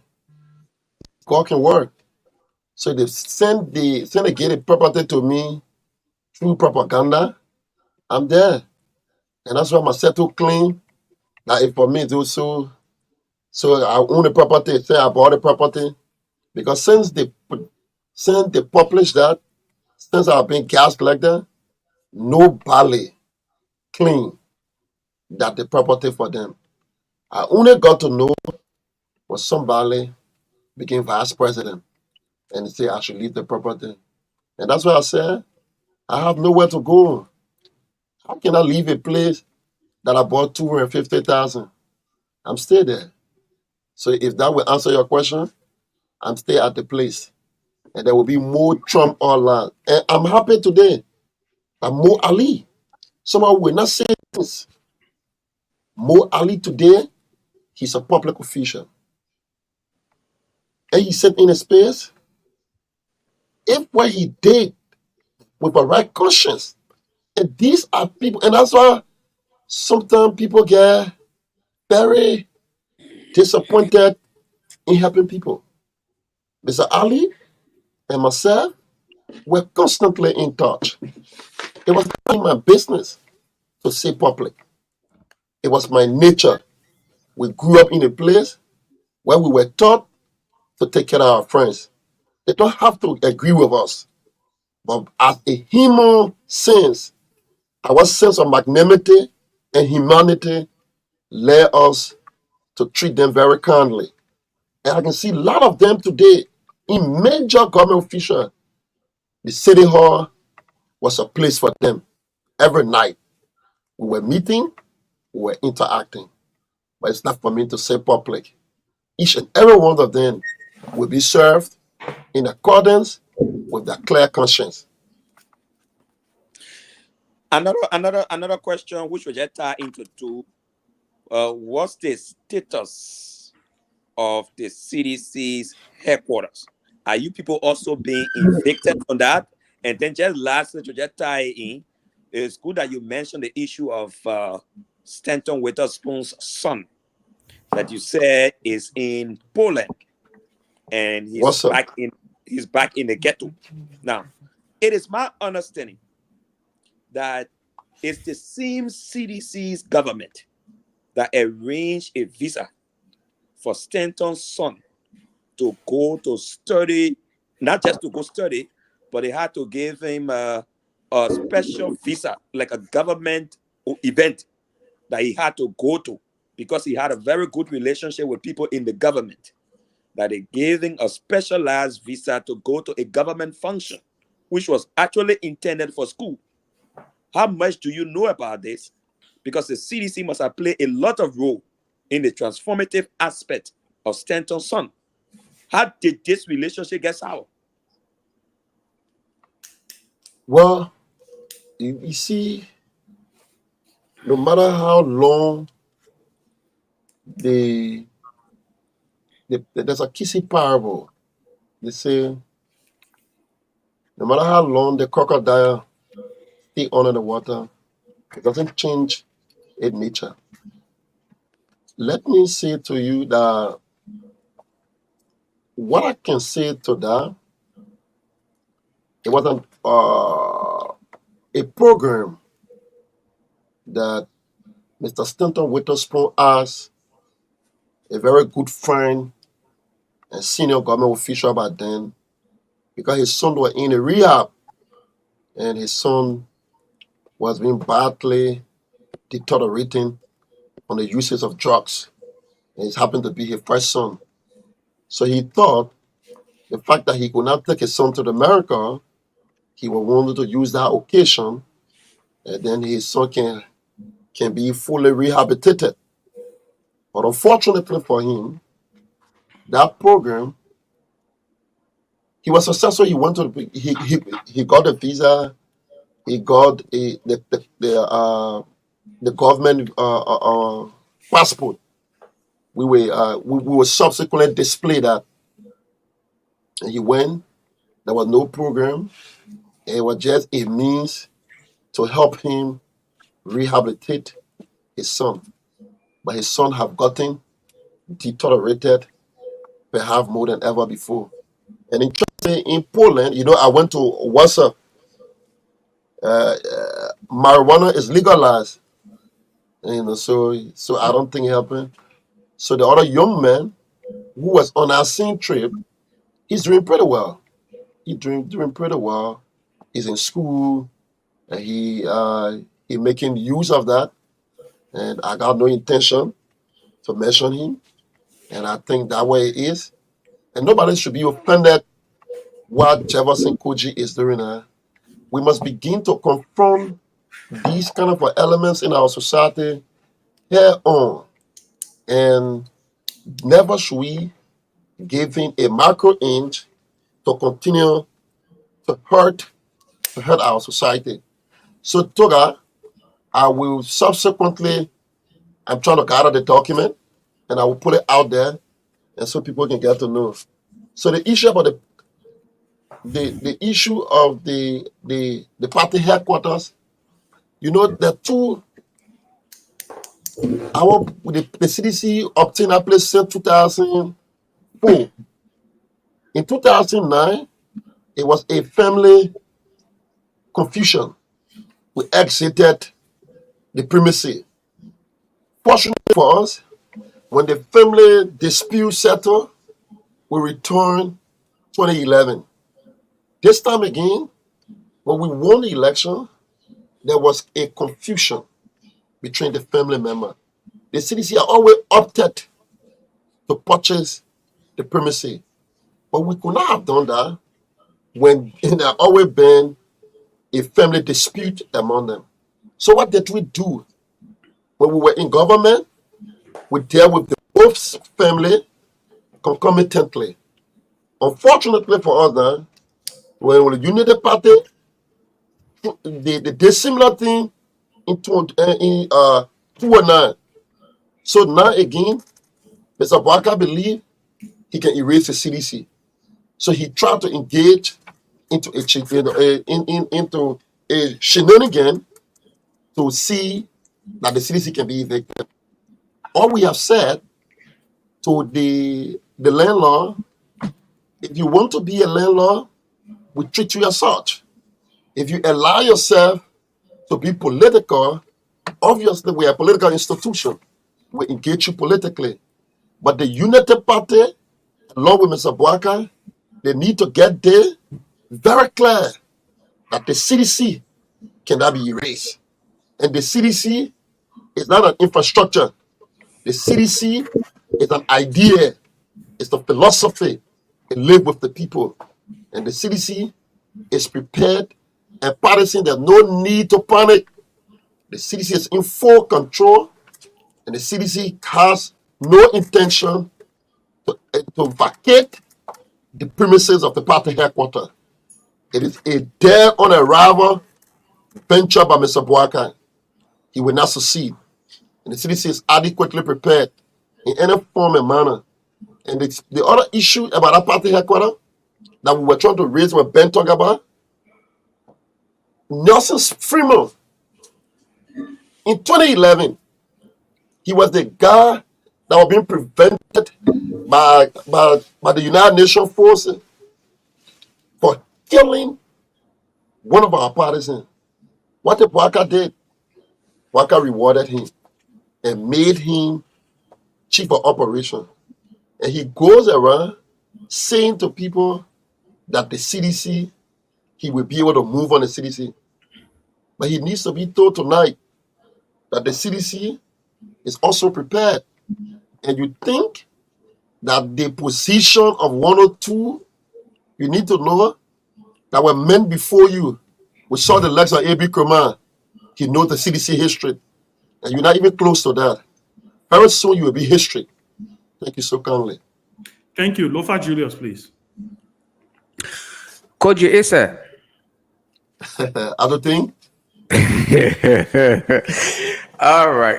Good to have you on here. All you can do? Don't mind. You just want to flow slow, yeah. Yeah. Go ahead, man.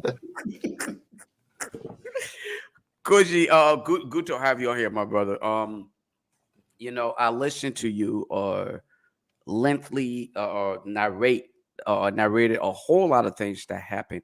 First of all, I want to start with something you just confirmed. Okay, you consented that your government, the CDC government, fraudulently provided documentation for Stanton's son to travel out of the country, even though he was not traveling as an official or to participate in an official event, yet and still your government provided him documentation based on friendship or what have you.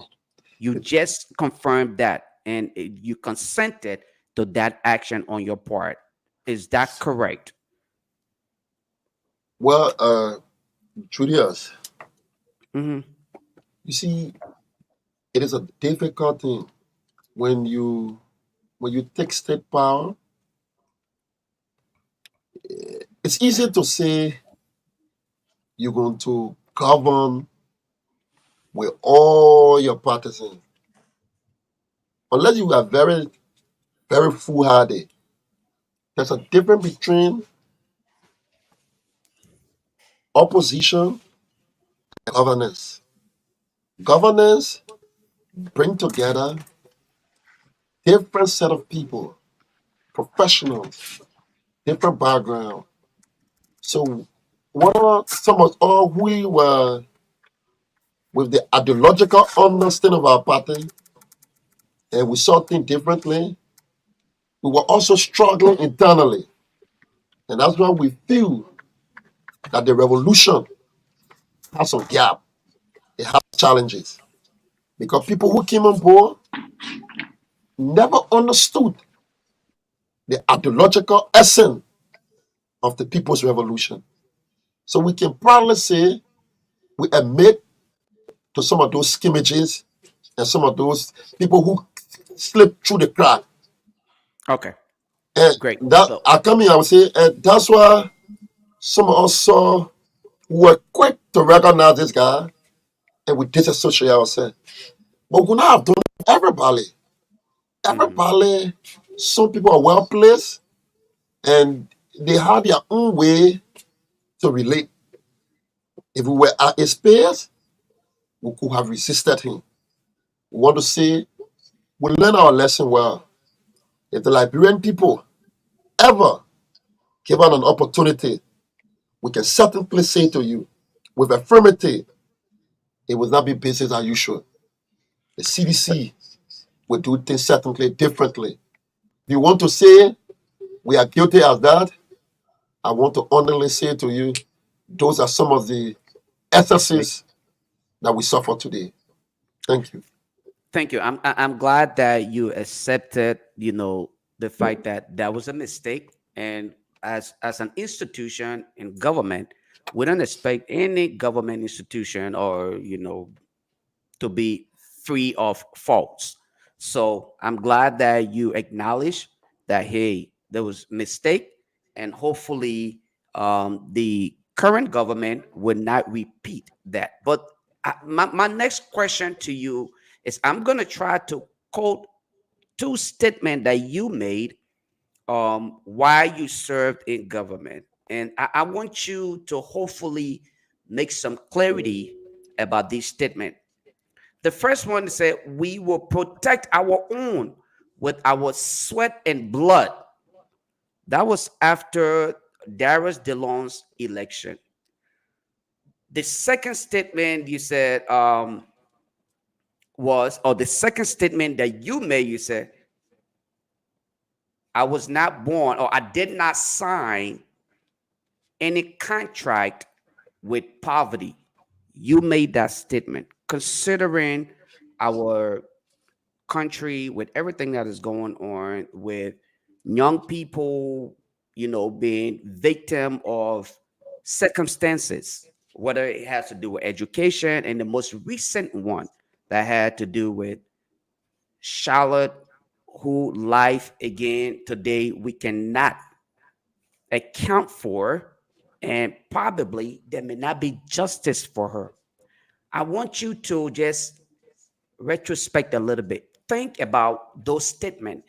Make some clarity as to what you intended in your deliberation. What was it that you meant to say that may have gone across wrongly? Because I personally, and I close on this note, not to kind of jumbo the entire question here, but I personally took it from a different perspective. Okay. So I want to give you this opportunity to make some clarity on those statements that were made. One, we will protect our own with our flesh and blood. And then secondly, you also stated that when you were asked about your kids being out of the country, you said you did not sign any contract with poverty. Make some clarity to those statements. Yeah, the clarity here is the statement I said flesh and blood Yeah. was in 2019, right after the election with Dara Dillon and Polita Weir. I was seated in my office. When Mr. Dillon were pronounced victor of the elections, Unity Partisan, with their seriousness, they began to go in a community and they were inflicting harm on video. There's a girl that was being beaten with a CC and, t-shirt. And I just thought it was too much. And we came to them, we came, and I'll be very clear. I was very clear categorically that look, you cannot intimidate us because you have won an election and you go protest. We said you go to elections. We believe in the democratic process of our democracy. And I made a statement saying, if there will be any protest again, and you think you can intimidate us, we will provide leadership. And the way we provide leadership is not from the back. We'll be there in person, in flesh and blood. Now say we will protect our own. I say we will be there in flesh and blood. I mean, we'll be persons. That's why we said that we will be, forget about whether we're mayor or not. If you say you are chasing our people and you want to harm them, and because you want to make them to be intimidated, when you stage a protest, we too will stage our protest, and both of us will meet that the fact that they let the Darius Dillon there, who were leaders, and they were staging protests. So we also say we too can stage protests, and we will not be at the back, we will be at the front, and when we are there, we'll be in flesh and blood. On the issue about my children, of course, Judas, I say that 500 times. I'm from West Point. I know what happened in this country, Julius. There were young men in our generation who have to compromise to be happy, to travel, to be popular. I know some of our friends, well, peace be unto Archie. There's a young man in our generation. He was so desperate to be evicted from poverty, he became solemnized. And it became a habit. He died. When we, by the special grace of God, wouldn't use shockers who didn't become criminals when West Point were considered the poor of the poorest, and some of us had an opportunity to sit in the city hall, we were grateful to God. And to say to our friends, it's not a commitment with poverty. If I have an opportunity to help my children, I will help them. But I should not steal. It should not be at the expense of the country. Once I can steal, I am sacrificing, I am working for the greater good of my children. I should not be ashamed of that. Rather for me to pretend to you that I don't have it, then I go quietly, surreptitiously, then I steal from the country, then I help my children. No. That's why when I was asked, I said I'm grateful the opportunity I have and the money I have, it can help me to help my children. And I will not hesitate to do that because I know it was being done legally. And that's why on the show, I keep telling you, people who think that we were engaged into wrongdoing, they have an opportunity to expose us, to bring us to book. Thank you. So Jefferson, No, but look, my you last, answered my two last questions. question. No, that was one I just intro, and then let me No, just but we got finally. her now, Lofa. That's Okay, good. so finally, my last question to you, Jefferson. Make a comparative analysis of your term in office as mayor and that of the current mayor. What do you see him doing progressively that is benefiting the county, the city, as compared to what you did, and what did you leave behind that he can use to his advantage to benefit the county or the city in general? Well, I can say to you, when I left office, Mm-hmm. sometimes people take me out of context. When I say I was walking away with my power, and they took it out of context. Even my personal belonging, I left in the office because I wanted to demonstrate good faith that whosoever will take over the office, their success will be my success. You do not leave an office and wish for your successor to fail. So I thought it was my moral responsibility to become very supportive. When I took over, the first thing I did, I went to look for the former mayor. I had another person. I met her, the woman, and I said to her, permit me to drink from the fountain of your knowledge. Whatever way I can help, let me know. I did not only stop there. I went to Mary Broad. I cultivated a relationship with her. I called her my mother, and I said she needed to help me. If you can remember, I created what you call a citizen with a bowl, where the late Tomalin and I made Mary Broad the chair. People said I was a young man. Why am I allowing an old person and Mary Broad to do my work? No, it was the inclusivity that I told me that everybody can have an opportunity to clean the city, to work with the city. It's not just the mayor as a person.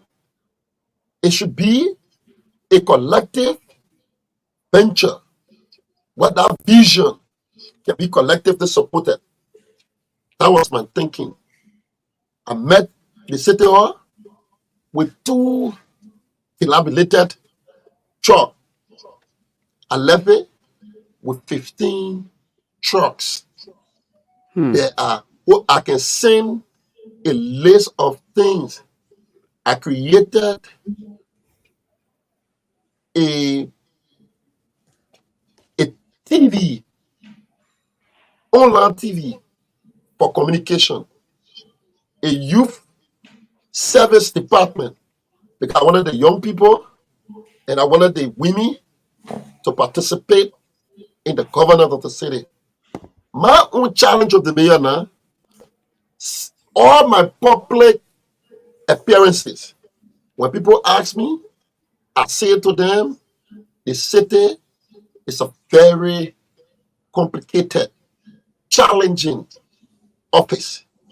The mayor he need the citizen. He need the central government. Mr. Boaka need to support the city.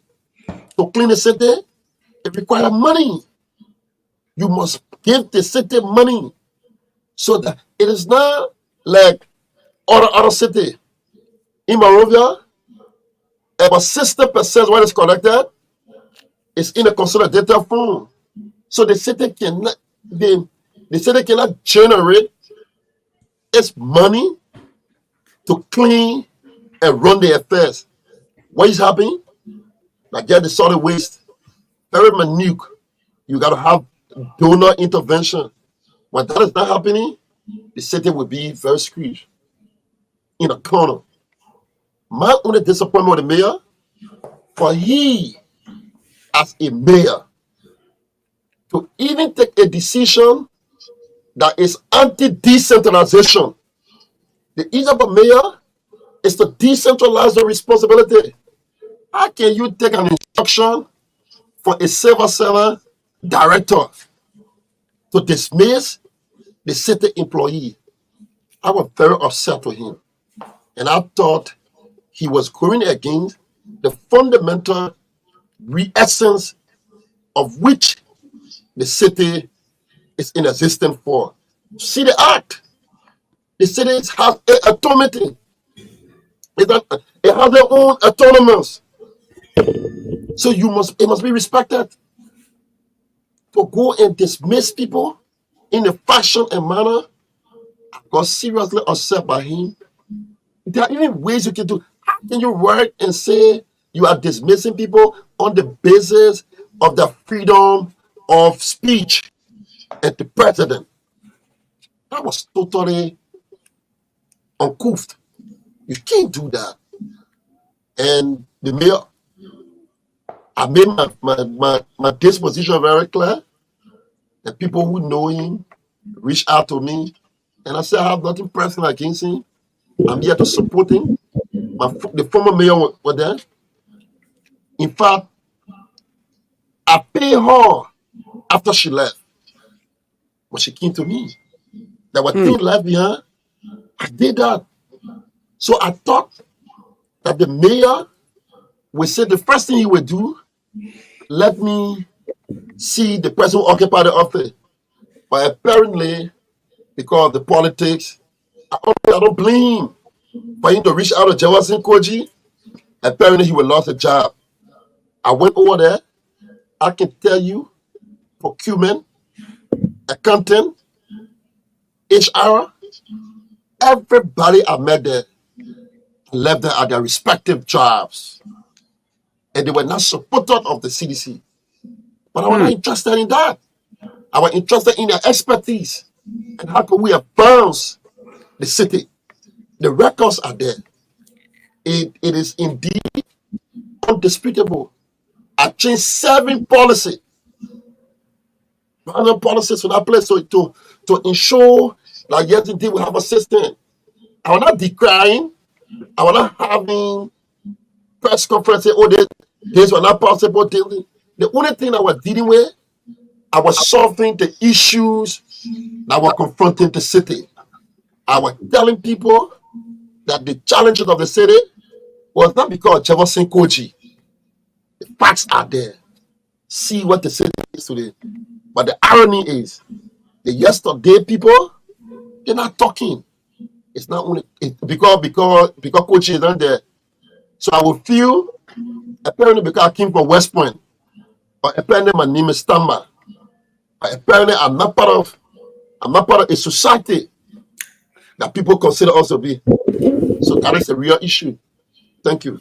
Thank you. Karabo Gonglo, and then we'll go to Sylvester Peewee. Karabo, you muted, please. Former Lord Mayor. Ben, you forgetting me? Oh? Yeah, my brother. How you doing?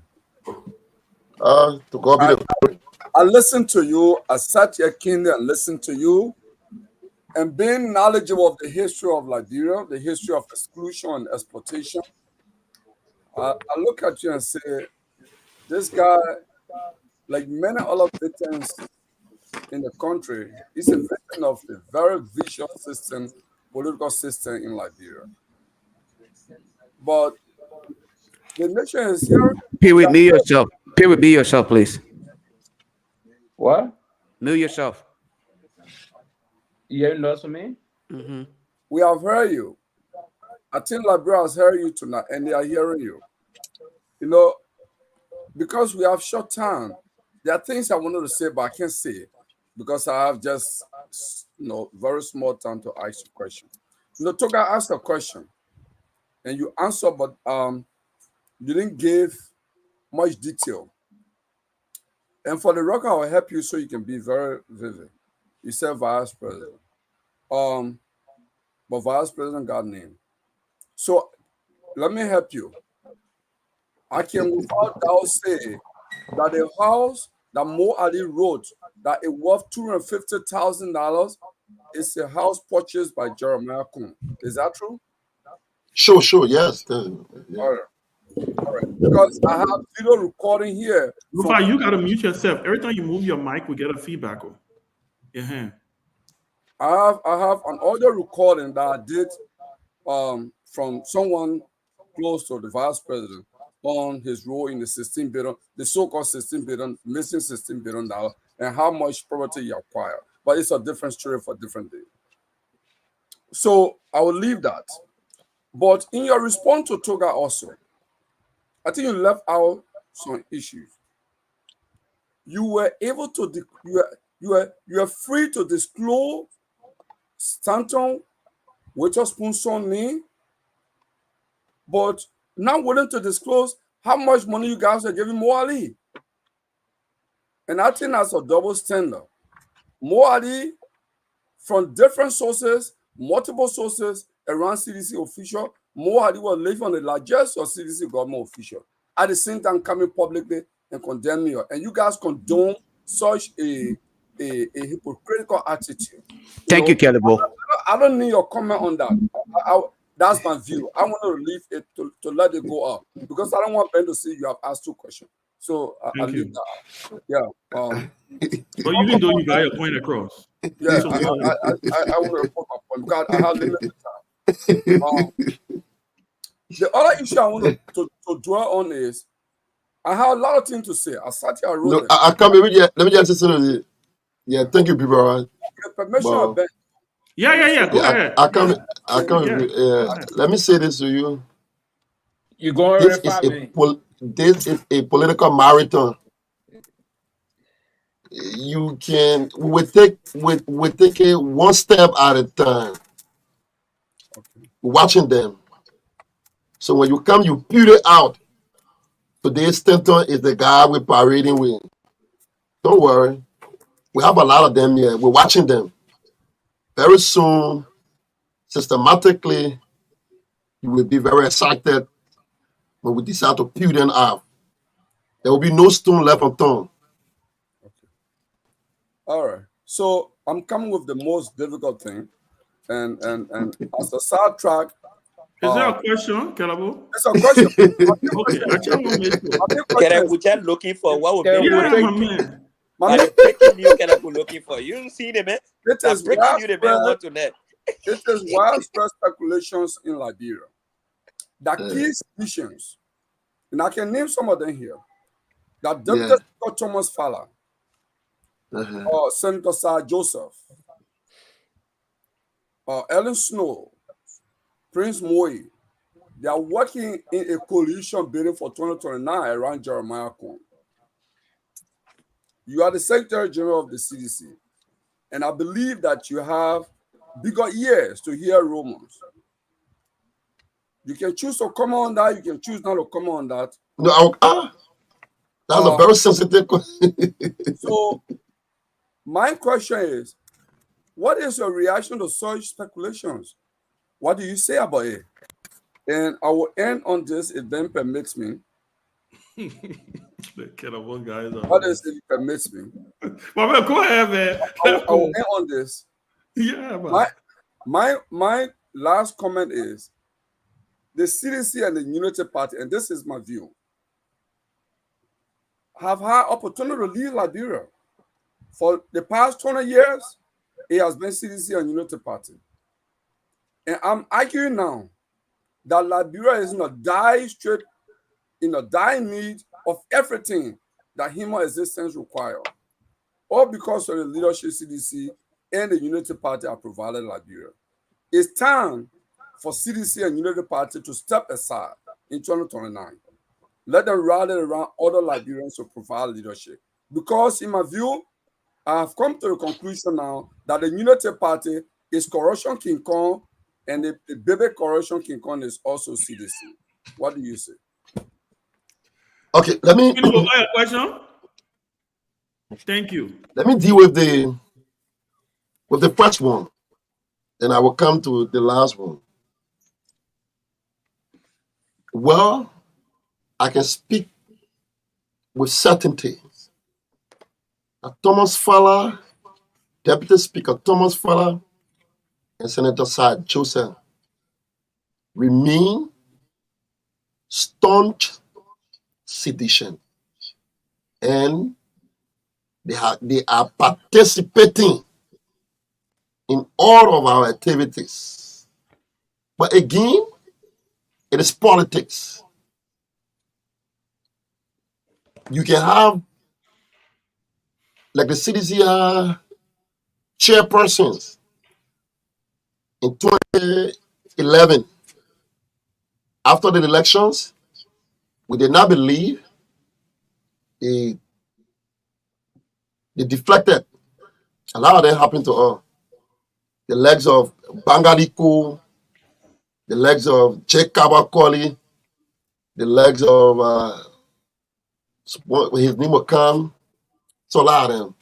But for now, I can say to you, these two individuals got zero intention to do anything against the CDC. But I am not the custodian of the future. I don't know in the future what may happen. And if anything happens as such, I cannot be held responsible for that. But I can tell you now, we work and we enjoyed their confidence. Even yesterday, Sir Joseph and the political leaders were on the phone and they were talking. Thomas Father and myself were on the phone before I came here. A week ago, we were Lofa together. So I know people are engaging the divide rule. On the aspect of what you call Vice President Jeremiah Kun, I do not work for him. I hear people think about him.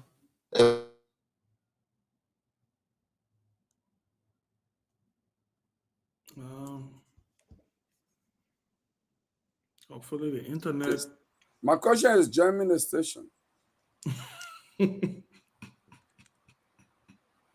don't want the Lord Mayor to give response to my question. Oh my God. So that the vice president needed it one year. Yeah. He come to that. He's come to that the sweet spot. He's come to it. Hopefully we'll get them back. We'll wait till the mayor comes back. Yeah, I think the studio is back on. I need to call Musa. Yeah, hopefully we will ask the mayor to speak to the sweeping of corruption out of Liberia, and then we'll see whether the baby corruption King Kong and the big King Kong. That's the answer I'm waiting to hear from him. Right. The idea of sweeping corruption out of Liberia. We'll see whether the relationship is the grand corruption King Kong. But they declare corruption vampire. They declare corruption vampire. No, to be honest though, if you were to, in fact, it was called several names on the United Party. Yeah, if you are to consider, how many names on the United Party? How many United Party get corruption? Yeah, I know twice or they call it the King Kong. They call it I mean, if United Party is the grand King Kong of corruption. Yeah, can you hear us, please? People, your question. Okay, go ahead. Your question causes a shock in my room. That's exactly what he said. It doesn't shock. Go ahead. Okay. So I want to say to you, 2029, the CDC is prepared and looking up to a broad space where we can collaborate. It's easier to say the CDC and the United Party, but truth be told, the CDC and the United Party have integrated themselves in the society.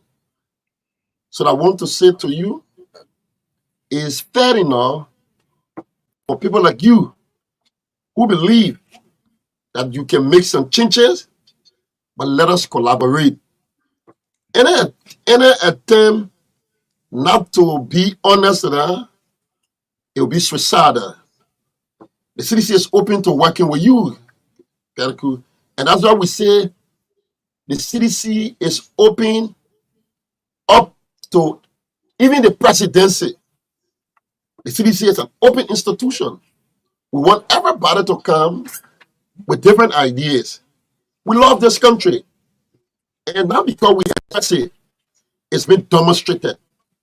And we say, thankfully, quote unquote, the guys who lied their way surreptitiously, today the world is seeing what they're doing. Take, for example, the fight on corruption.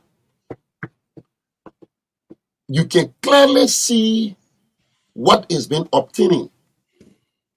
The issue about the Supreme Court, the issue about the budget alteration, the issue about the 8 million. And they will simply say to you, the CDC were this. That's not the point. You told the Liberian people the likes of Koji have failed this country miserably. You must have what it takes to correct the wrong. It's not to come and let the Liberian people know, and you be whining, and you think running after Koji and running after Twe is substitute for what you told the Liberian people. So, Mr. Gomoro, your ideals and your belief is synonymous to the CDC philosophy. There's an opportunity that we can shape in the synergies, and we can look at our country and we can do much better. I also listened to Sister Grace, and I think herself too. It's an open invitation. The CDC is looking up to her. We can support her idea. We can support any other person's idea. So we can come and genuinely and work for this country. We are not saying to you that we have all of the ideas. We have admitted that we have some gaps and we have some challenges. But that is not compared to what you see to what you see happening today. So we say there's a room. Mr. Weir is open. If Mr. Weir could allow Winston Tubman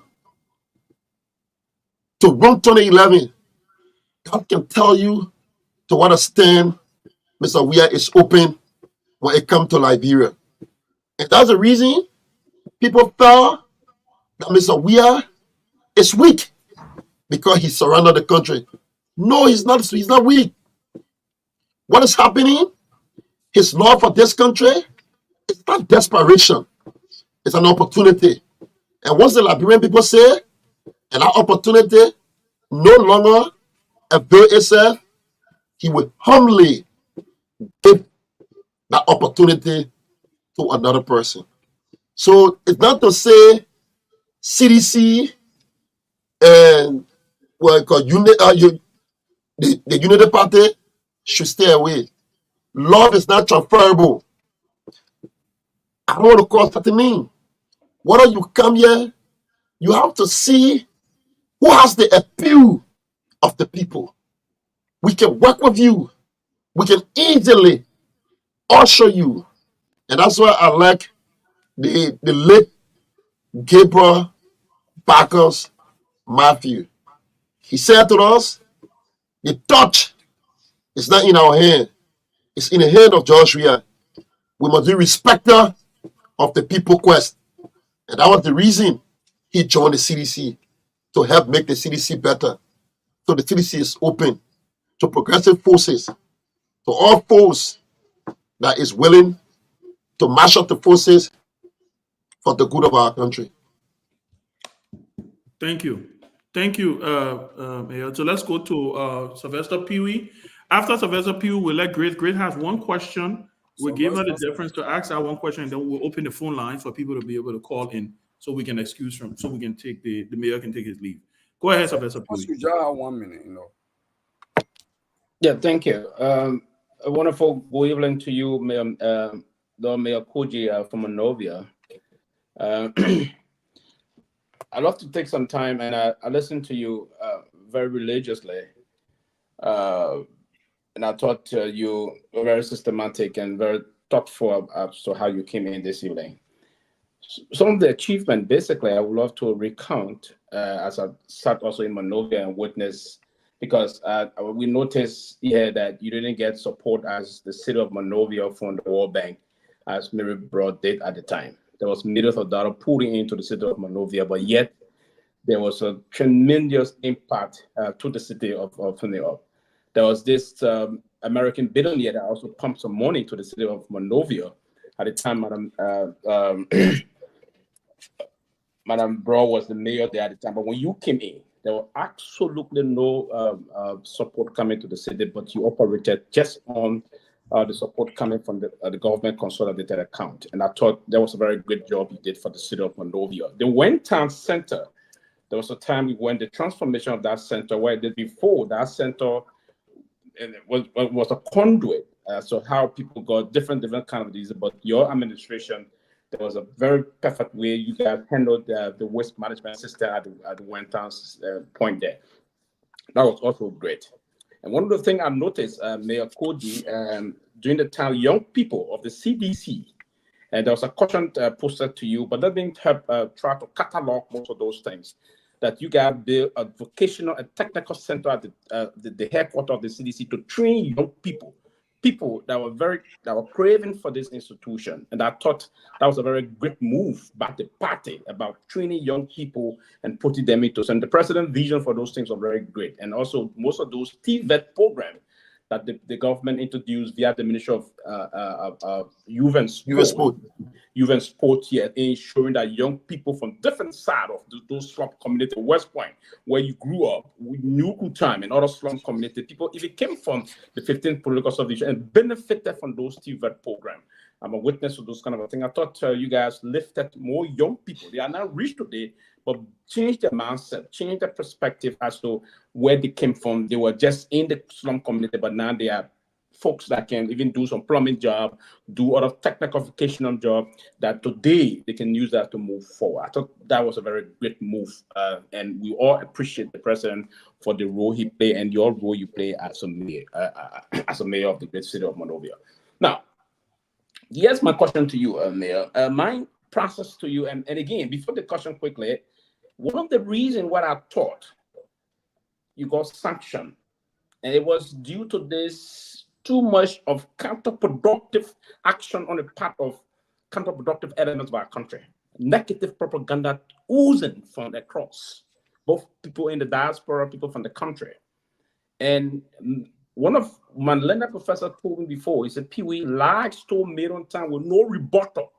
If no one counter those lies, it will be considered as one of those something. In diplomacy and things, the reason why the Americans have placed this sanction was because of there's too much of negative propaganda. But one thing I know, we always have now to begin the process of writing most of those individuals that supported these things, and we've started to do it. We would don't do it, and as you say, you're hoping on God, there will be a day, because you will not have the money to hire a lawyer, because it's a very convoluted and difficult system in finding a lawyer. Very convoluted. Myself been researching this process. That lawyer will have to apply to that office and all of things. It's very difficult to hire a lawyer on this. But as time unfolds, the Americans themselves are going to see the reality and will know. Because Justina Taylor herself came and said, we lie on the ball. She confessed. Justina Taylor said she saw you fighting war. Came out to say we lie on the ball. So some of these things are unfolding eventually, and they will unfold. But my point to you, Mr. Cody, is that I just want to ask you, and I like how you studied, how you focus, and you are intentionally resolved, and that's very perfect. As a young man, that's the kind of a follower you have, because the moment you start to dwindle in your thought process, then that would be a kind of a downside to most of the young people.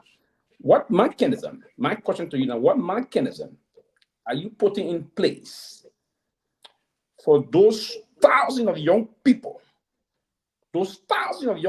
across the Republic, the 43,000 middleweight of the Republic of Liberia, that got trust and confidence in you?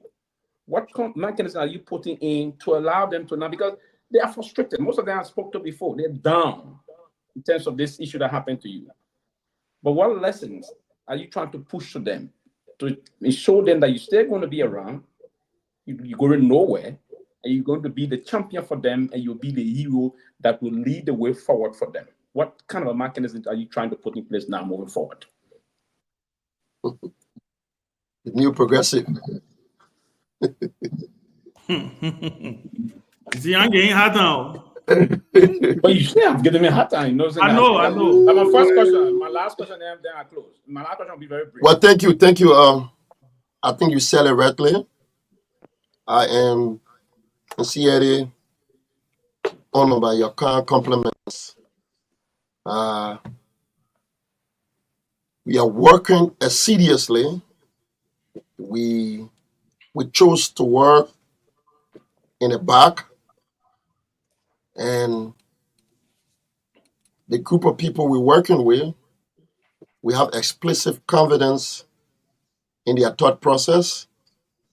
And we say to them that this is a generational struggle.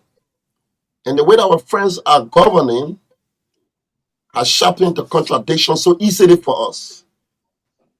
And the way things are occurring in our country, it has served as an inspiration to the scores of our young comrades in the country.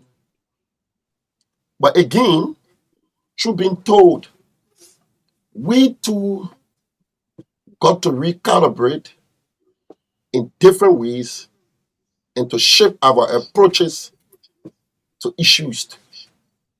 We're doing a soul searching. So the first thing the Youth League is doing is trying to have its own retreat to consider it and do a throwback about where did we go wrong and how can we, and also do an institutional sober reflection. So a lot of things happening, and we're going to go out. Like I said to you, we're also interested in building synergies to ensure that our country, no matter how it is, we shall not give up on the upliftment of our people and our country. So I want to say to you, we are thinking in our line. It's well thoughtful, but there are certain things are meant to be worked on, and the outcome will be appreciated. I want to say thank you so kindly. Thank you. Yeah, Ben, before I can rest my Yeah, case. Bill, your last question. Yeah, so let me thank you because I believe it's one of the major role you play, very proactive role you play via the office of the former president. He didn't forget about the young people. And part of the reason why of the 6 years period, he was the first president that brought about actively creating recreation centers for young people. We have the recreation, the major one today, the executive part, wherein young people will go and have to change it because they said, work with our play, make Jack a door boy. Today, we have most of the young people in our country. Let me say, Mr. President, thank you for that. The West Point Center, the PHP Center, and all of major center the president created. He didn't stop there also. He built major modern markets where with schools that will allow market women to take their kids to school. And the president didn't stop. He did a lot of proactive things to ensure young people will be engaged. And it's part of the reason why most of the criminal activities exponentially had to change in the country because of those interventions. So, Mr. President, trust me, some of us did listen to what you do and what you did at the time, and we follow it very close. I just want to say thank you to you for the role you play. And Mr. Koji, let me say this to you today.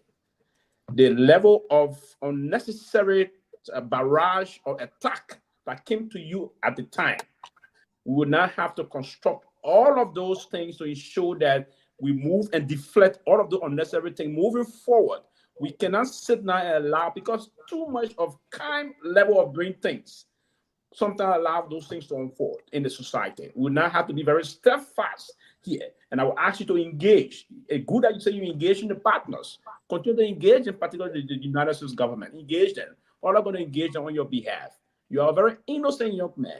At the time the civil crisis was unfolding, but then you were very innocent. For anybody to come and blatantly lie on you, we believe that is wrong. It will happen to me also. It can happen to any young man in our society. So we need now to counteract those things, aggressively move against those naysayers and what have you, and counterproductive thinkers of our country. People that believe it should just happen for them. No. If you don't understand the system of our country, ask questions and people are going to tell you. So you shouldn't sit and allow those things happen no more. But we have to be constructive. We don't have to be belligerent and engage into how we want to move the country. So let me say thank you. As you move on, we are going to watch from distance. We're going to come to the country soon, very soon, a few weeks from now, but we're going to engage the process very proactively and ensure that the country democracy is protected. The essence of our democratization is down. So we move pluralistic thought processes, freedom of expression, but we need to respect the right of others. We shouldn't put the name of those in the mud. You build a repetition for 39 years. We're not going to allow no stupid junkie guy put it in the mud. We need to bring that to heart. Thank you. Thank you, Sylvester Peewee. Yeah. The neo-progressive. So, Sylvester, thank you.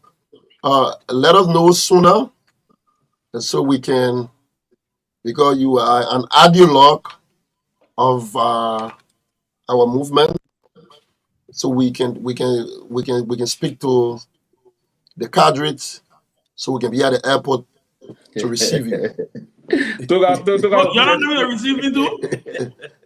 So let Chairman Ben, let us know. Let us know. Anyway, thank you. Oh, okay. Ben, Sylvester, I agree with you. You say we should nip the information in the bud. That is quite true. Our 4th year, and to the extent people say coaching like to be having press conferences. But they get a problem where people are always accusing me. How do I defend myself?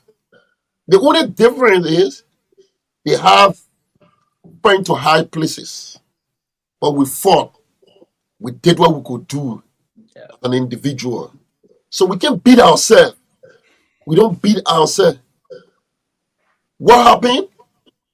We did everything possible as an individual. But if people are well connected in Washington, D.C., and they talk to their friends, and their friends decide to act on the basis of their relationship, we can hold ourselves responsible for that. Our parents were not well connected, so we can beat ourselves for that reason. So we did everything. I agree with you. But again, like I said to you here, the partners and myself, we engage, even the current ambassador. Very soon, we scheduled a meeting, even before he arrived, the Chachi affairs. So we're talking constantly, both in Washington, D.C. here. But the only thing we can say to you, we are not financially potent to hire a lawyer. Some of the guys we spoke to, they say every month you pay them 40,000 US. What do I take that money for? I don't have it. I can't do that. What I have done, I have written my side of my story and presented it as a press, as an individual. And the second one, yeah, with the partner, I will continue to engage them. And my life that I live will speak for me.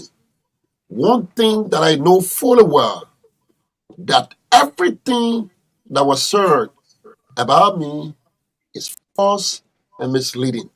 No matter who's saying it, how many times been said, it cannot transform into truth. And you said about the war, when the war started in the country, I was just 4 years old. 4 years old. It was the same Jerome Verder who said, I was assigned with Chucky Taylor, a person that I've never seen in my life before. And interestingly, Chucky reached out to me. He was in prison. Let me say this to you publicly. When he listened, well, he said to me before he went on Costa's show, and he said he wanted to defend me. I said, my brother, there's nothing to be there's nothing to defend there. He said, why? I said, I don't know you. We're not interacting. So he said, I want to speak. I said, there's no reason. You don't have to. And secondly, his mother also contacted me. I still have that contact. And I did not allow them to do it. Because I know fully well what has been said was not factual. So I now needed them to come public in my defense. And today, we are here. Apparently, our detractors will say to themselves, they have won. They are entitled to that. What we pray to God for, that never we should ever attempt to come closer to any of the things they have mentioned on our knee. We will not do it. What they fear is that we will surrender ourselves for our right to be trampled upon. No, we can't do that. We speak the way we speak because the way you treat us, if you treat us kind, we speak to you in a very kind way. If you come and you march to the CDC headquarters and you think we serve you ice cream, you be joking. We can't do that. The Lord of preservation said the right to self-defense. We will do that adequately in a given circumstances. We will not hesitate in doing that. Thank you. All right. So, like I said, let Grace ask one question, and then both Lofa and Monrovia get ready to take calls from the diaspora and Monrovia. We want to get people to participate and engage with SG Jefferson Koji. Grace, you can ask your one question, please. Well, before I ask my question, I wanted to say that, Mr. Koji, I asked you my question. You gaslighted me, and I was only asking you a question concerning the vocational school and your productivity from your party and your head of your CDC. What have they produced for the seditious that, giving their life and running behind your party and making sure that you have the strength to speak, and they're putting themselves behind you. So that was the question. And you said, oh, you sit in America. I don't just sit in America. Besides, you grew up in Lukuta. I grew up in Lukuta. My mother came from Kepama. She worked hard. That's why I prepare myself the way I am. And I gave a lot to Liberia. I just sent some money to your seditious this week, your sedition people. So I look at you a very, very, let me look for the terminology. You are a good young man. I admire you because you're able to speak your mind. And you're a young man. You said 1990 you were 4 years old. You were 6 years old. You were 4 years old. Okay. So we like to see people like you come up and be able to do things for Liberia, and that's what our parents wanted us to do. So that's why they prepared us, even though they were poor as well.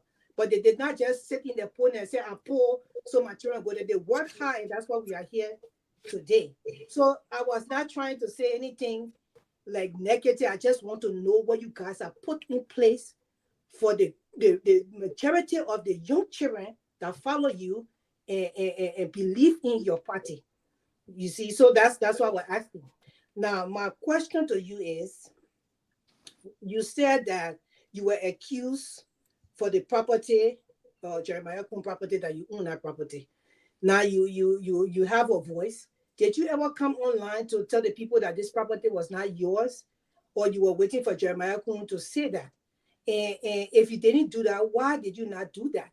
Because it's against the law of Liberia for you to sit in a property. Now you're saying you're going to stay there.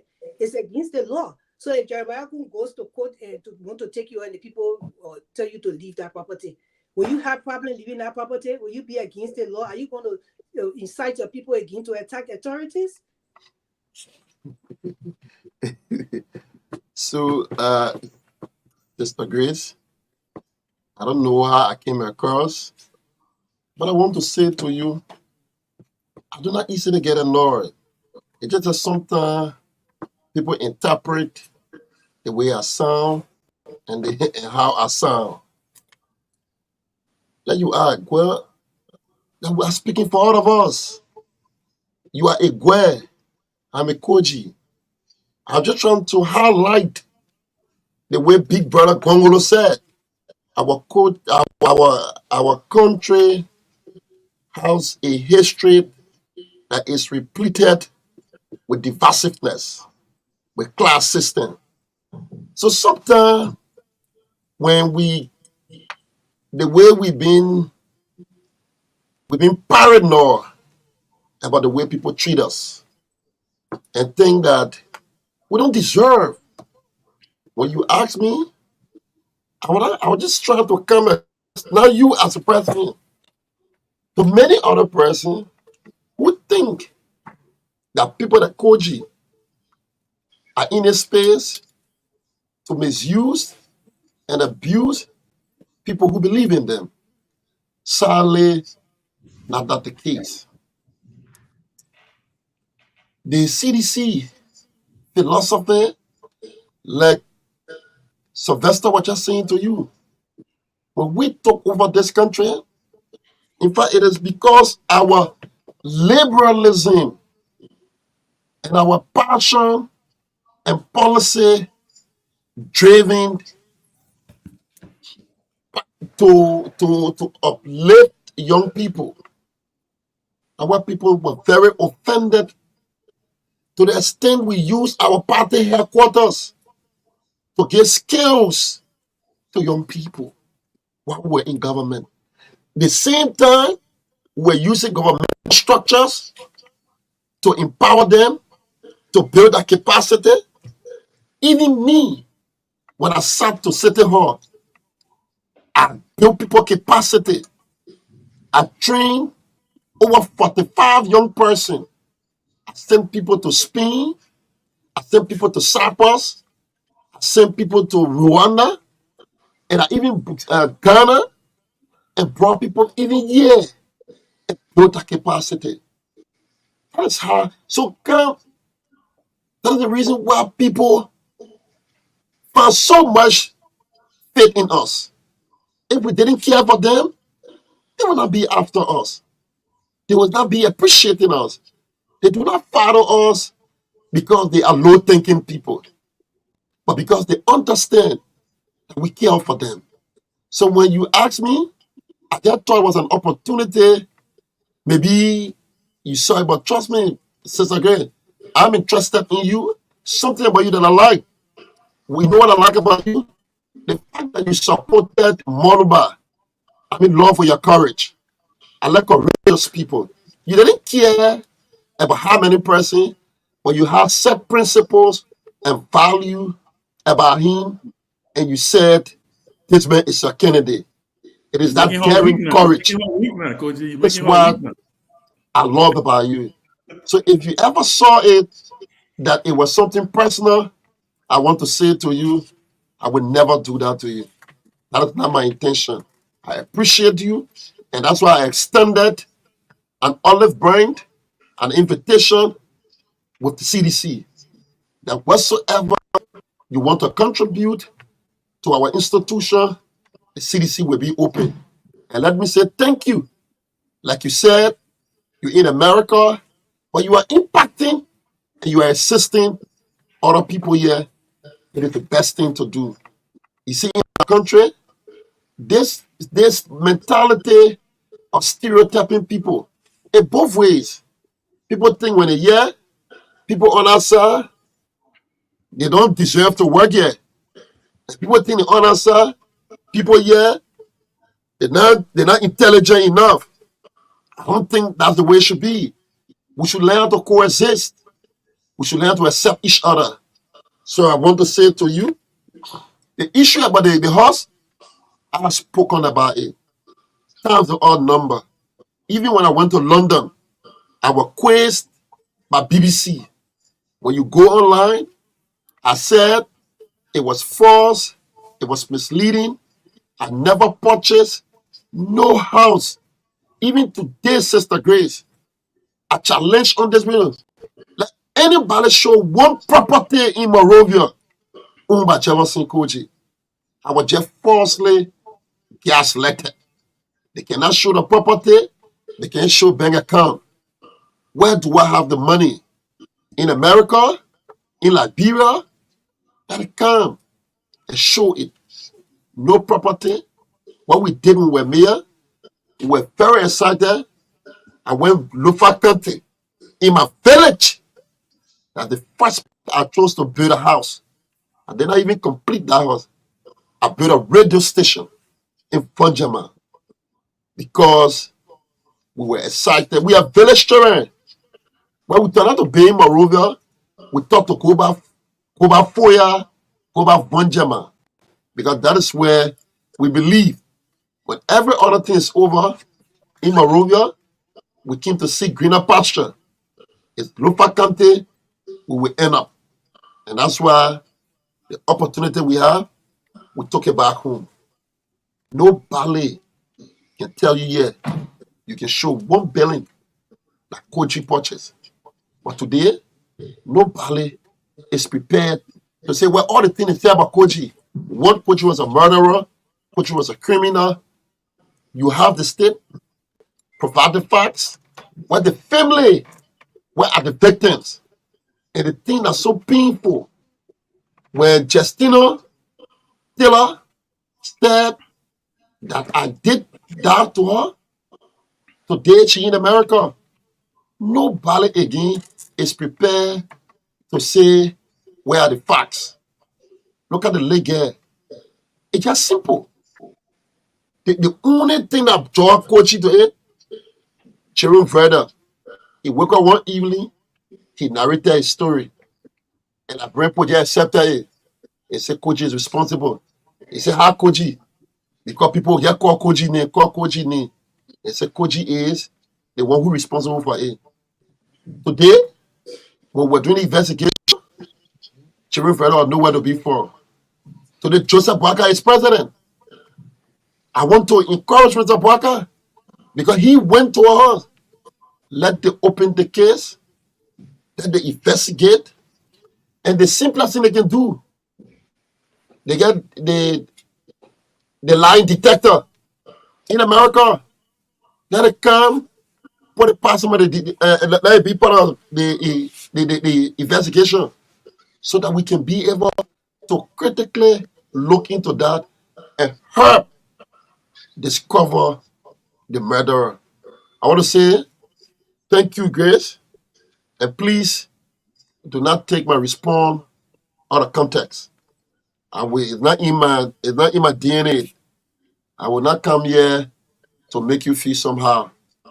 So let me say thank you so kindly. Quickly, is Joseph Boakai your uncle too?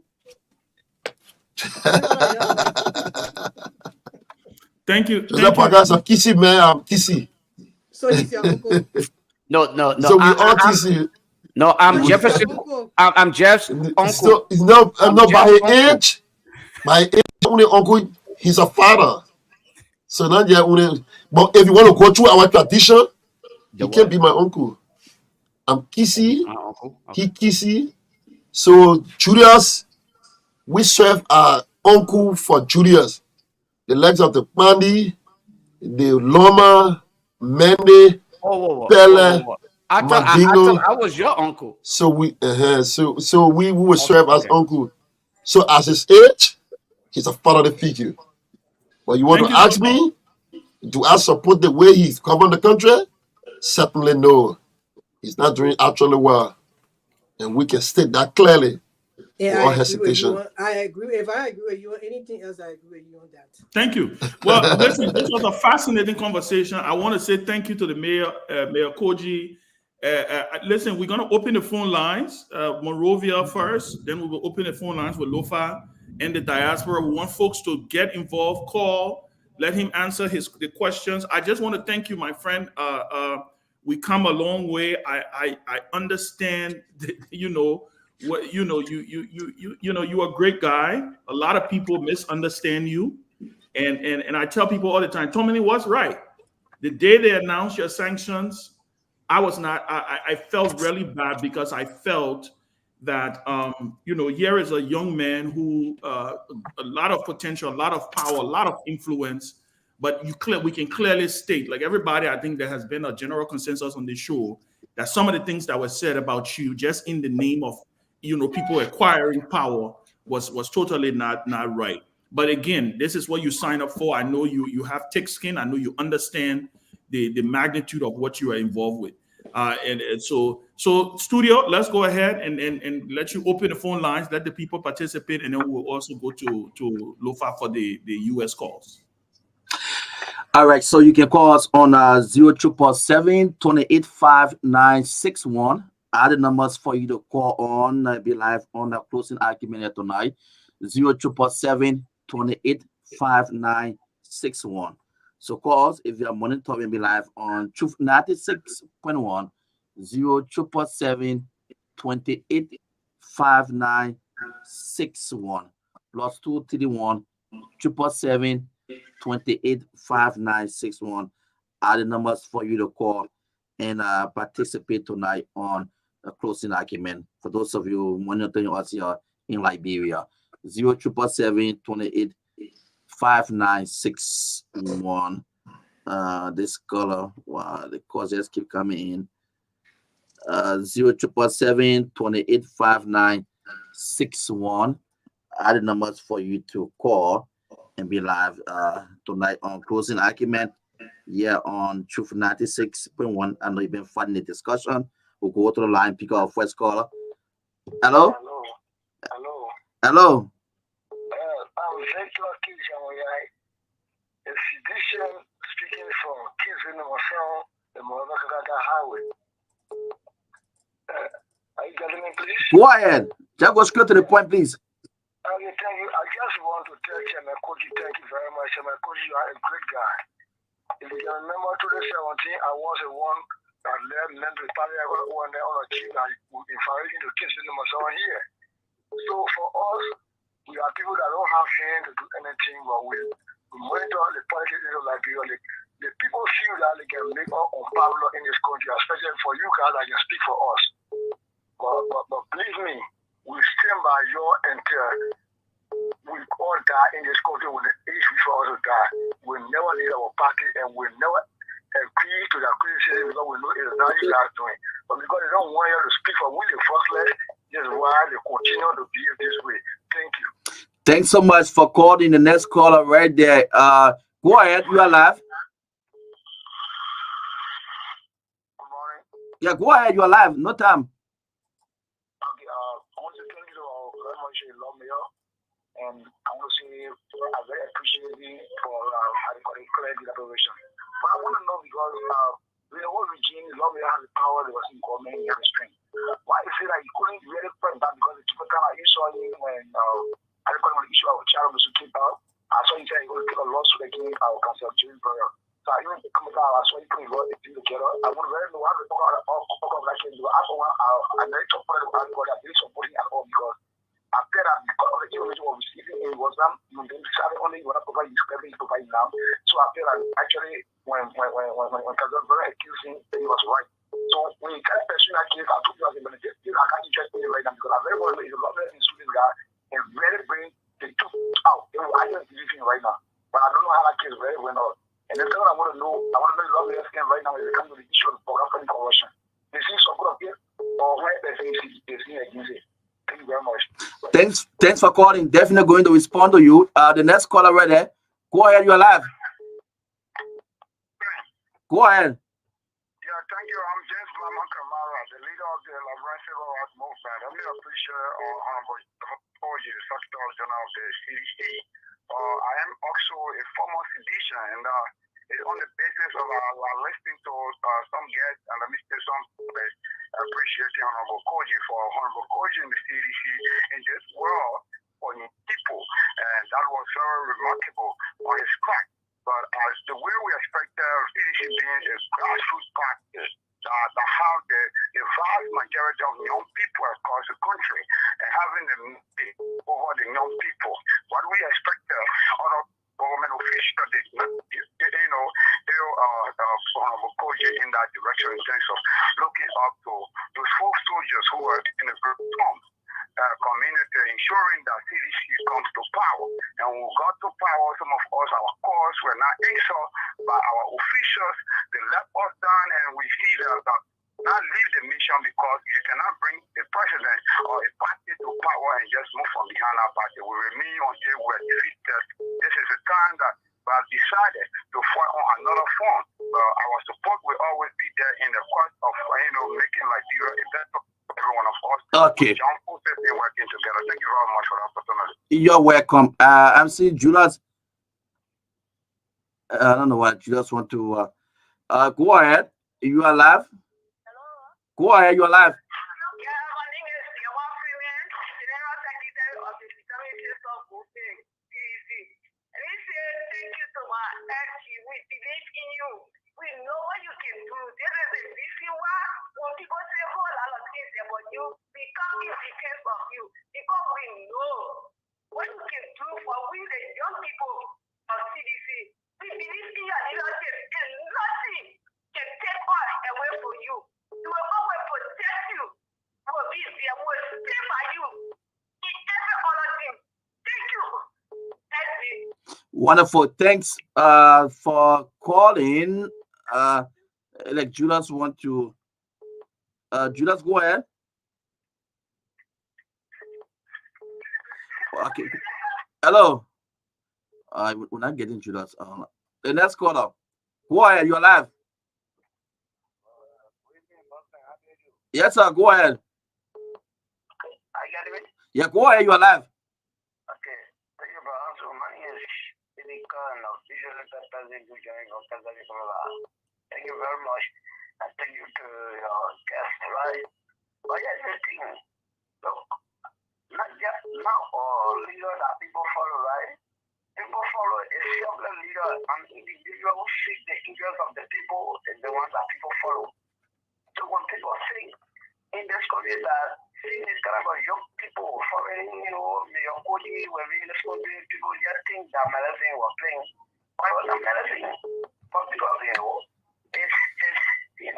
his decision to support other people who are way down the line. And that's why you saw confabulation, all around, in his place. Gossiping about him will be the place of things that he never did people that he did it.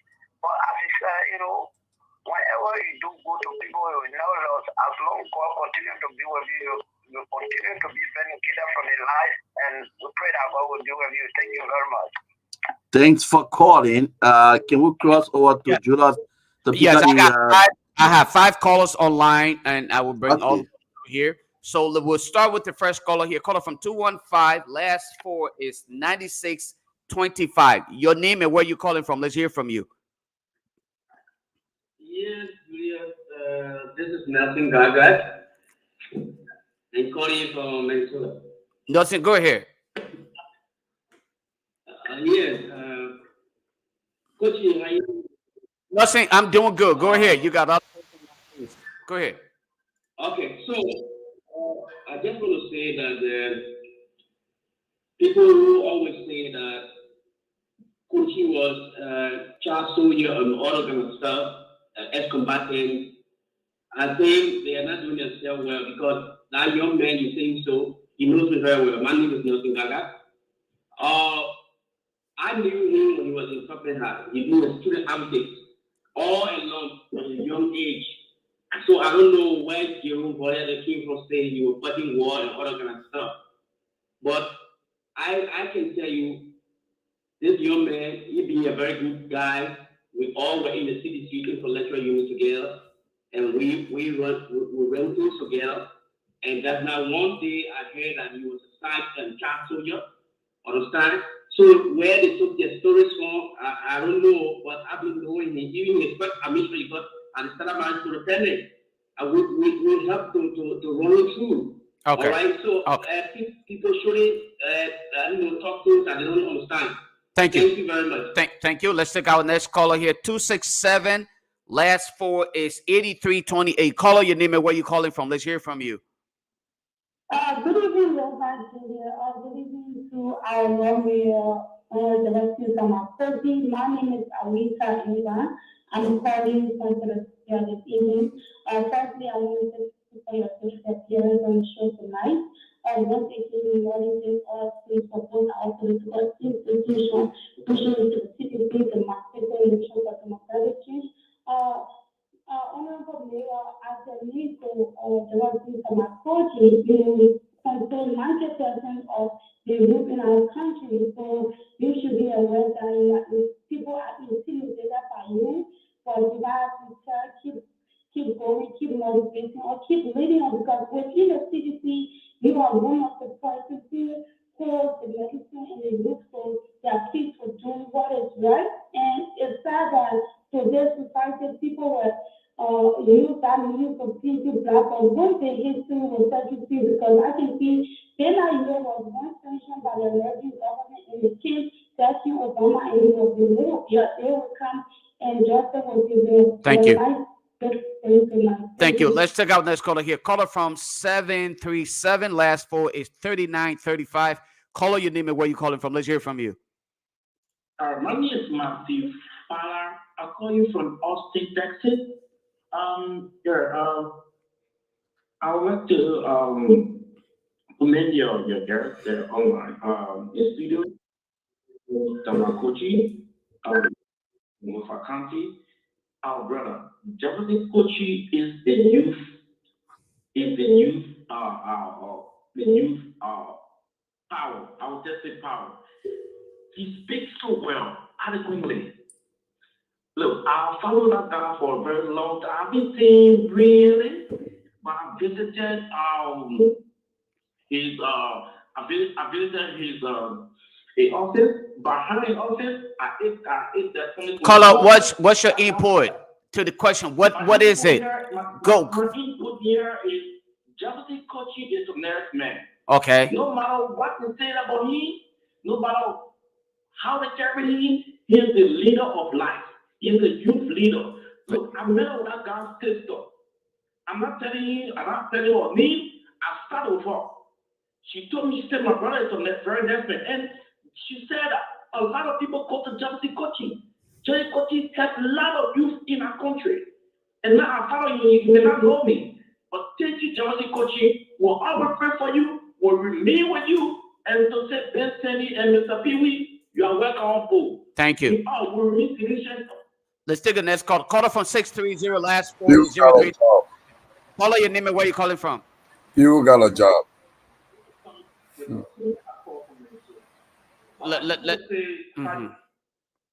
just want to say, I just want to quite two major points. My first one will be on Jeff's contributions to the city corporation, and lastly, to speak a little bit on the station issue. I just look at the quotation from Marshall or from Sankara.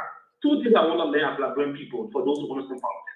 The first thing, Jeff has a very huge contribution for the city government. Ask somebody to develop a step. One, he has huge job creation. If you look at his vision, it was clear. Quite in power, he had the city garden to provide jobs for over 86 young people who are working on the certified garden that never existed.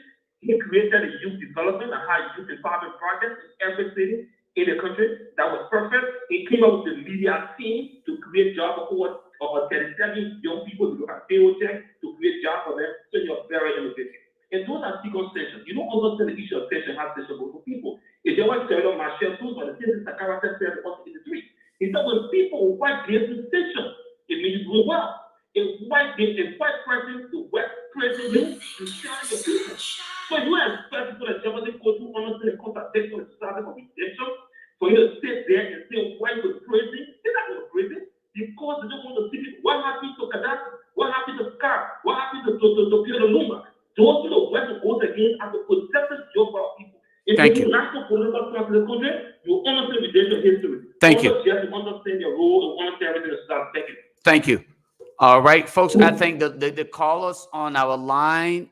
Okay. Yeah, Lofa, you still got more? No, we're done now. Okay, yeah.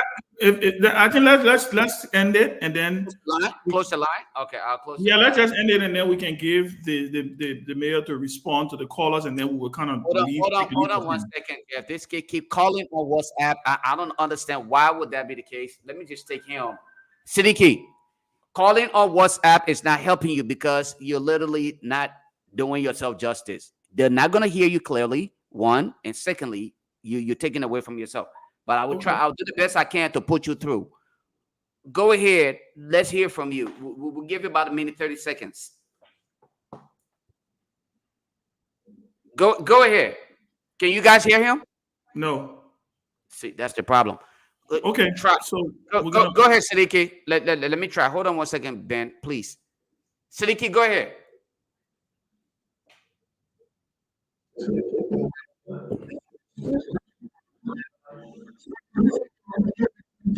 We can't hear him. We can't hear him.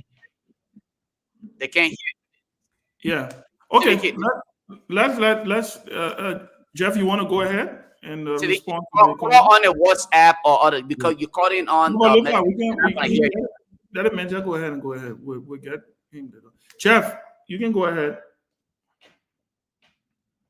I think you're muted. Can you guys unmute him, please? Okay, go ahead. Okay, Ben. I want to say thank you. My heart, I'm humble to the kind compliments. And that's why I say to a lot of young people, when we had the opportunity, we said to ourselves, it was not just me at Jefferson Koji. I was just an image. If I fail, it will have a reflection on our generation. And that's why we're very meticulous how we engage our people. So that today, when Koji is not there, when a young person is there, so it cannot become a culture. Is it because Koji were gaslighted and Koji were attacked? So Koji followers will begin to attack another young person. The country and our society will suffer. If we are genuine, we be authentic in our conversation. I want to say thank you to everybody. For those of the people who doesn't know me and become victim of the malicious political propaganda, I want to say to you, try to know me for yourself. Don't be a victim. The young guy who was very concerned about me suing, of course I did. I went to the US, I filed a lawsuit. Mr. Verdier has a very check-up address system in America. So our lawyer were going back and forth. Unfortunately for me, I got sanctioned. I started the process even in Liberia. The day Mr. Jerome come here, there's a lawsuit with him, but he's in America. He can't come here. So I did. I sue in America and I sue in Liberia. I'm waiting until he's arrived. In America, it was unfortunate. My lawyer said to me he could not continue because I got sanctioned. So it's undermined my process of going through. But I say to you that I'm trying my possible best, and people like you who know me. And how I said, we grew up right here. We went to school here. Our friends know us fully well. You may try to misrepresent us, but the truth that crushed to the ground will surely rise again. I begin to understand. Apparently, it's about the job we occupy. When you occupy the job and people believe, you can easily become a target. But I don't think that's the way to go. We must deal with the issues. Look about the issue about corruption. And you think we against, like when I took office, the first thing I did, I declared my assets. When I was leaving, I declared my assets. When I went to the office, I conducted audit. When I was leaving, I conducted audit. All of those things have been done. When people don't know us, they get judged us by what they hear. And I think it is a very mean culture. It should not be. Today it's OG. Today it could be any other person. You think I feel pleased to talk about Stanton's son? Nobody should be talking about our kids. But when people present themselves to be heartless and think because of politics, that is not politics. That's how people got killed in this country. So because we won't do politics, we should destroy each other. To what end? What kind of country we want? Obviously, we have our people who also know us, who believe in us. You think they will say subtly, but again, it's not in our culture. We are Christian. We believe in God. We think the God we believe in will help vindicate us. And one of these days, all of our conspirators and many of them, and I say to you, public, Costa, have written me and apologized to me. Costa Pop, he wrote me and said, my brother, I want to apologize. I have that. He apologized to me. Some people even got angry with me. They said to me, why you accepting it? What can I do? You can go more than that.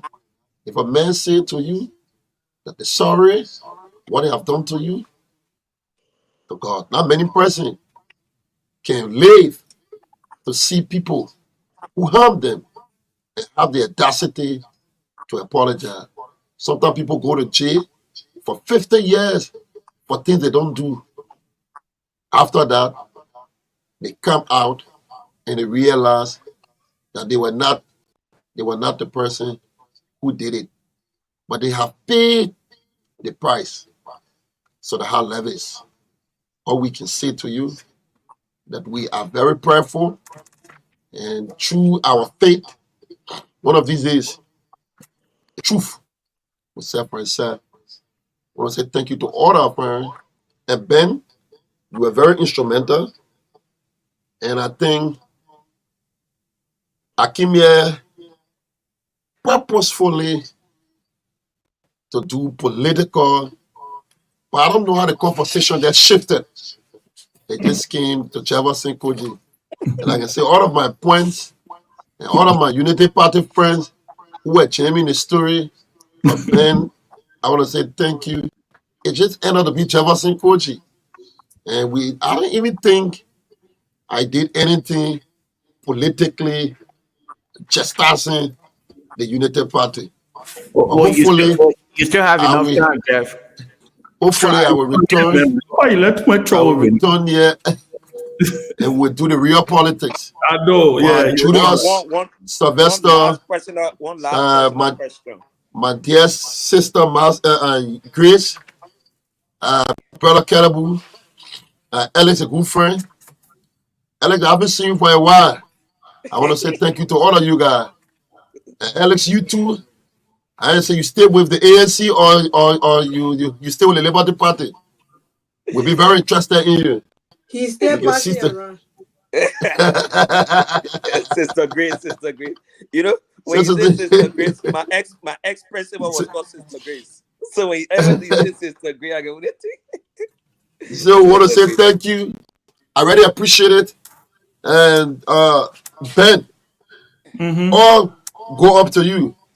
I'm receiving tons of messages on my phone. People calling me from Canada, Japan, and say, why don't you utilize this platform? I want to say thank you. Thank you so kindly. I'm extremely humble. I got nothing to give you, but I got rest from my fund.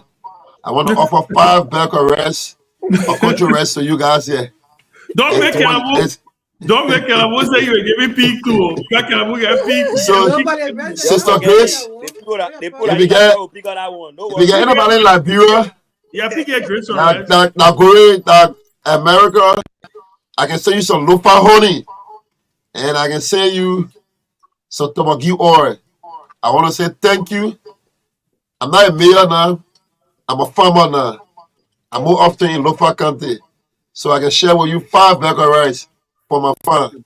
So thank you so kindly. Thank you, Jeff, I want to thank you. Ben, just before he go, one last personal question. Because you know, normally I follow your page. Toga, these conversations, we're done with it. Now we're talking about rights. Let the man give our rights. We want rights. What Toga take us back they will to get your rest.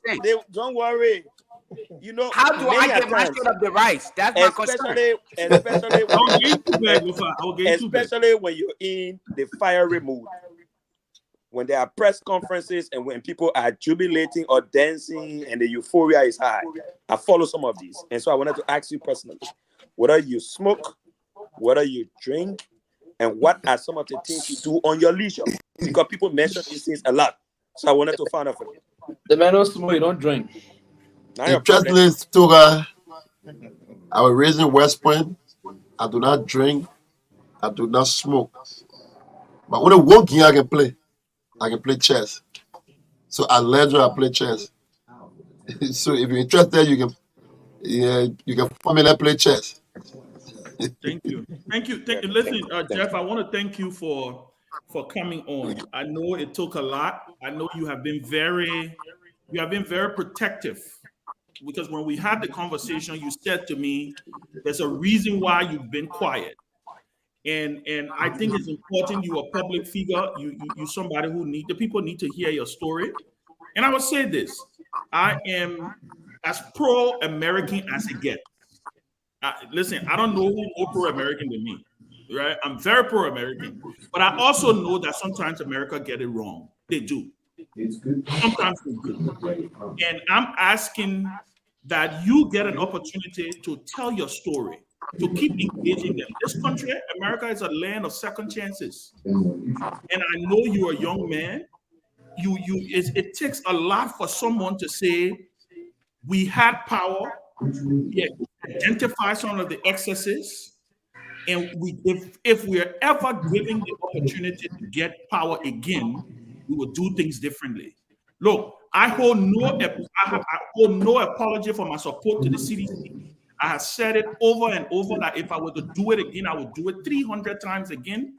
I think the CDC is the party of the future. I think a lot of the young people in the CDC are patriots. You guys are a part of the Liberian story.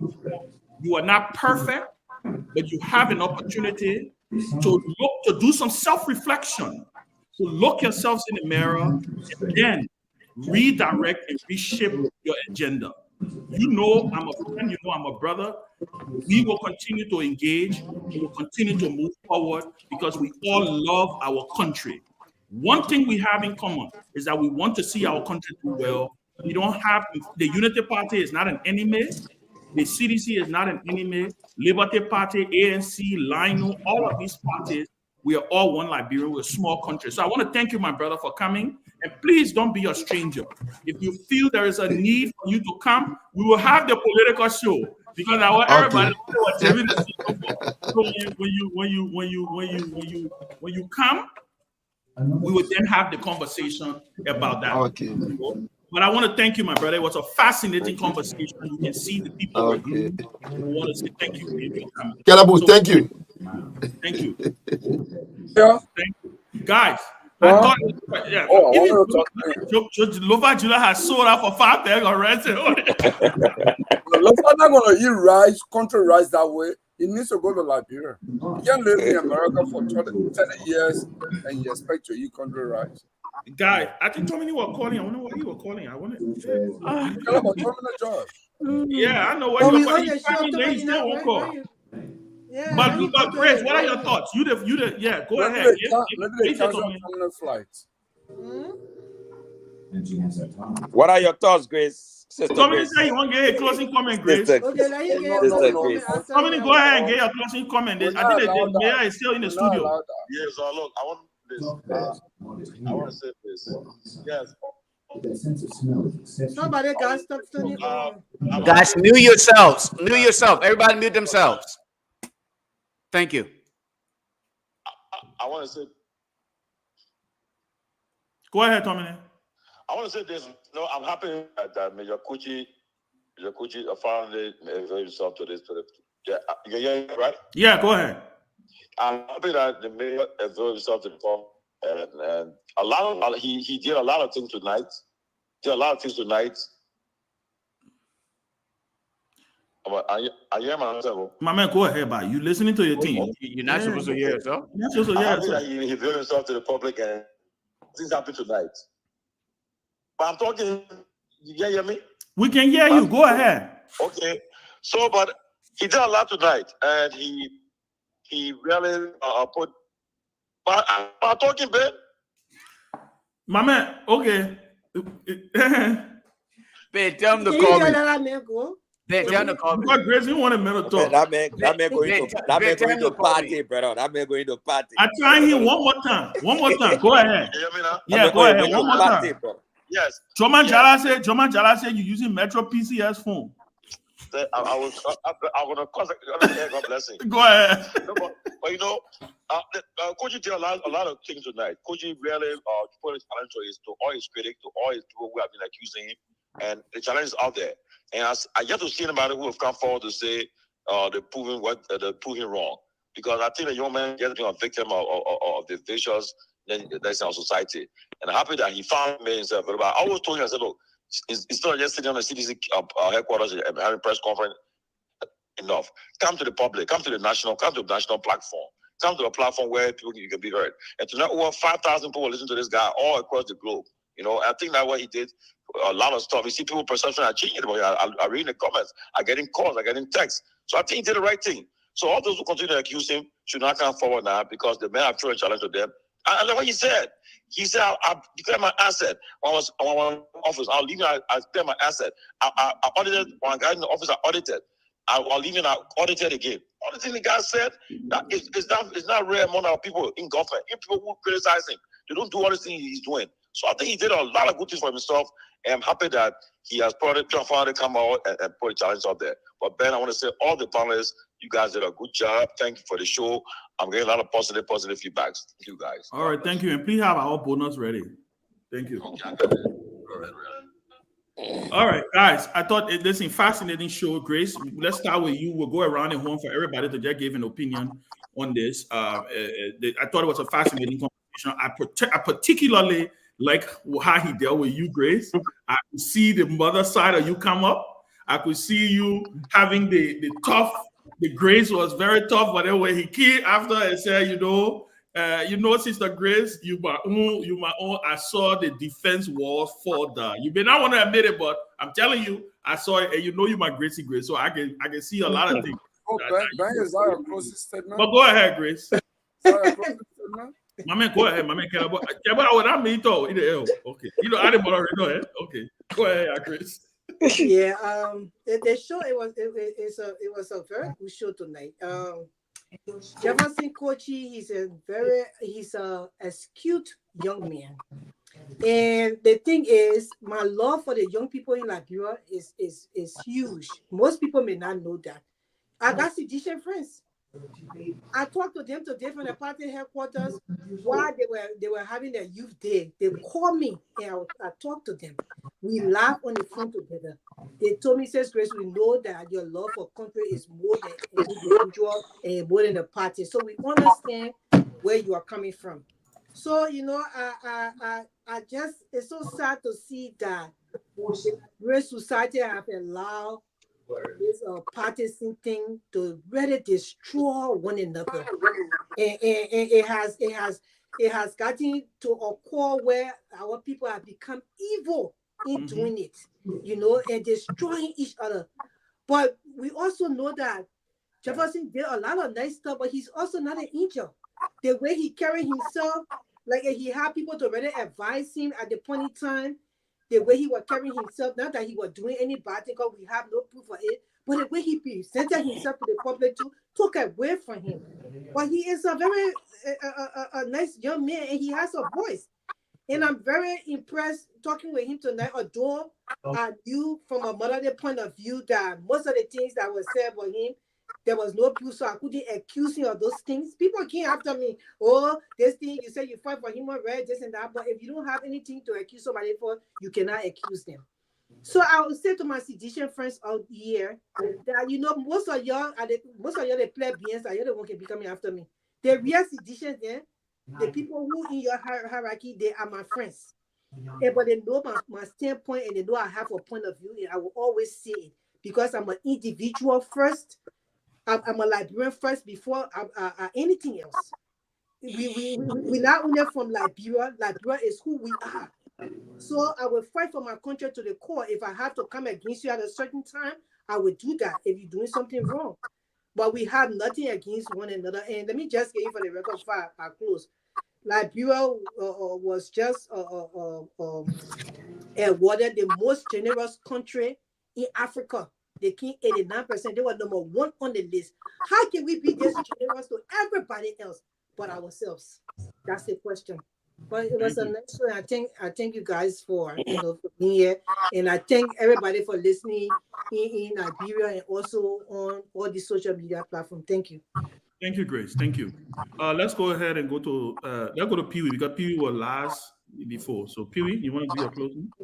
Yeah, thank you. I think it was a very great show, and the fact that the Lord Mayor came on to be part of this very great show was an extraordinary process, and we should look forward to tapping into some of those things unfolding. It's just the tendency back home in our country, where I would expect folks from Lofa, I mean, those that from deep in the forest, Grand of Maryland, all of things that they didn't go to school to reason sometime the way most of our educated people want to reason.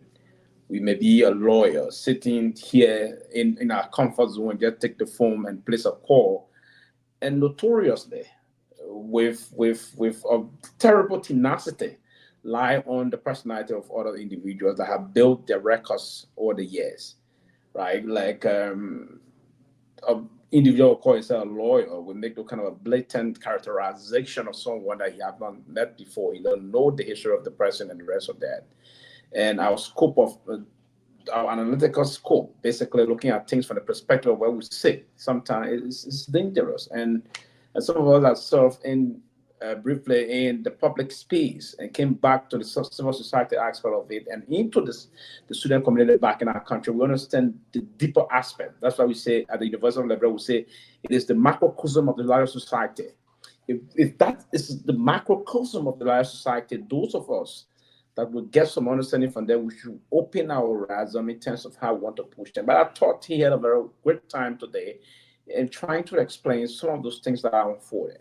For instance, the home on 19th Street there, the perception about that home, we all normally would sit around the parliament or marriage shop, people would talk about their home, felt that he's busy, but then there's totally another story about that home, and then the rest of that. So it's a good process. It's a process that we have to tap into day to day and move on. I mean, I just enjoyed the show, and I thank you, Ben, for being a very great host tonight. You were now monologic in terms of that. Most of the hosts would take the time they would stage a monologue. And you share the platform with us, and you stay at the back. And I will guess now you will take maybe the next 30 minutes to close and give your view to this process. That would be fair, you know. So let me close by saying it was a great show, and thank you, Mayor Koji. Have a very pleasant night, and I extend a revolutionary greeting to the political leader of the Congress for Democratic Change. Good night. Thank you, Peewee. Let's go to Kelabo Gonglo.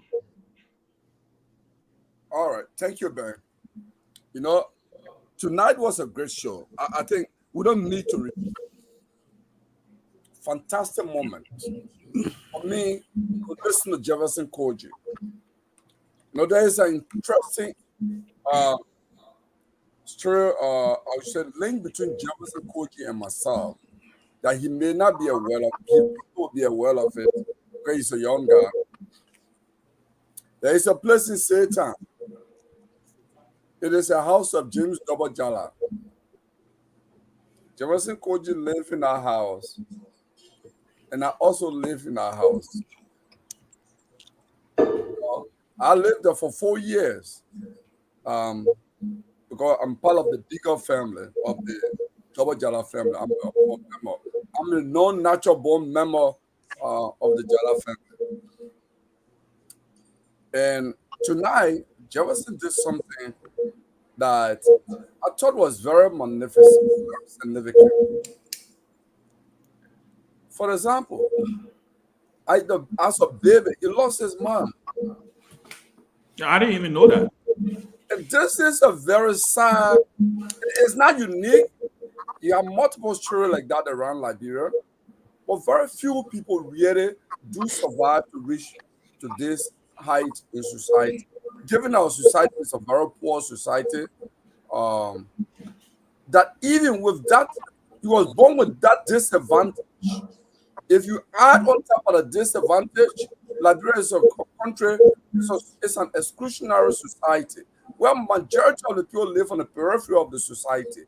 Then on top of living on the periphery of the society, you are an orphan, basically. Then you find yourself living in West Point, pushing Fantin Kino to survive.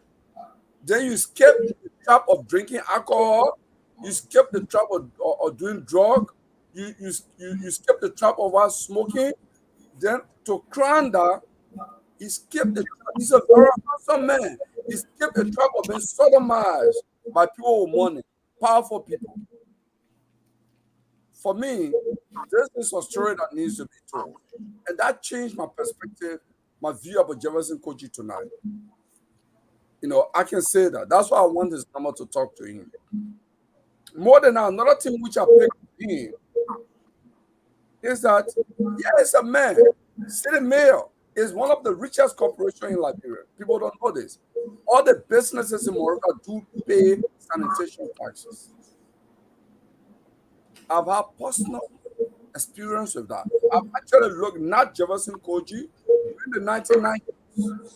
I had time to look at the Excel spreadsheet of the Morocco City Corporation tax revenue. Somebody asked me to work with them on the tax document in spreadsheet. They collect millions of dollars. But for Jefferson Koji, it's a corrupt place because most of the people there, if you are a mayor and you're not experienced, they will have the information for you. The czar, the dinosaurs that are there in the corporation will keep that information for you. You have to be very savvy to get it. So you can even be there for 4 years without even knowing it. But it's very syndicated place. Whole lot of syndicate. For Jefferson Koji to be a mayor, he does not own a house in Monrovia, that he's even trying out an open challenge. Contrary to that, if you look across within the CDC hierarchy, those who are in government, they own mansions, vexable, that they have ownership, they got deal for it. So tonight, I can say without fear of contradiction that Jefferson Koji is a true Sankara of the CDC grassroots movement. This guy, I think he's a future leader of the CDC because he's proven in public office that he's a man of the masses. That he was not going to be there to steal from the masses, from the happiness of the masses. He did not do that. He's proving that he's throwing a challenge, open challenge. And I think the likes of Weah, Magay, Tour, and all those who clamor for leadership in the CDC was beginning to think twice because of their material acquisition of the material wealth. This guy, he only has one house, is unfinished in Lofa. It speaks volume of him. That's my takeaway. Thank you, Farmer. Thank you, Farmer. Let's go ahead and get Lofa Julius and then. Good Farmer. I'm going to Eastern out. So they put off on the Farmer. Lofa, go ahead now. So we can go. You know, like everybody said, I hate to come across as being redundant, but it was a good show, to be honest with you. And I admire the fact that you know, the former mayor was very composed. And one thing that I noticed from his appearance here tonight is that he has matured a lot. Yeah, he has. Yeah, I noticed that too.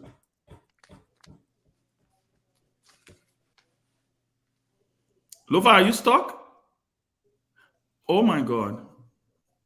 Wow. The IT man is stuck. Oh my God. Lofa Julius is stuck. Chris, Lofa stuck. Oh.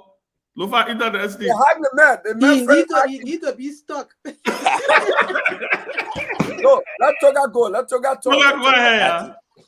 I'm sure he will come back, Jason. Yeah, he will come back. You know, but for me, first of all, I think Jefferson Koji was a victim of people's perception. As a young man, he sat in a position that had enormous connection. Now, if you were talking about the first 3 to 5 persons that could be around the president of the country and have the ears and the eyes of the president of the country, he was the youngest in our room. That came with a lot of fight. from whether from his generation or also his generation. Today I was in a chat room and something came up and the person was saying Jefferson Kochi even influenced a judge. And I was saying to the person, sometimes we sit and we think that people got enormous power that they don't even have. It's perception. The fact that you can think that Jefferson Kochi can influence a judge over a given situation alone. There were some people, it was just about job. Some people reached out to Kochi and felt that Kochi could make them get a certain job. And the fact they couldn't get those jobs because probably the influence level could not make maybe the president to appoint them, they had to attack on him. There were some people who even got dismissed from government and felt that Kochi influenced that dismissal. At a certain point in time, everything became something surrounding the guy, whether it was good or bad in the government. And people utilized it. Some people felt there were a lot of people also that came to the government that he influenced. Especially like many of the young people. So when they saw that some colleagues of theirs were shining in the government and they felt Jefferson Kochi knew them and were interacting with them and they could not come to the government, they saw it as a problem. So it was a whole perception issue. Myself, at some point in my life, I was confronted with that. I became one of the youngest person to manage Kings FM and Cloud TV. It was one of the biggest radio stations at the time in the country. A lot of people always felt like the fact that I could sit maybe or me we are regularly, I had enormous connection. And it must exploit it. The fact they're not exploiting it, it means you changing their links, they will fire you. I can tell you, for example, the Jerome Friday situation. Jerome Friday is one of the progenitors of the CDC.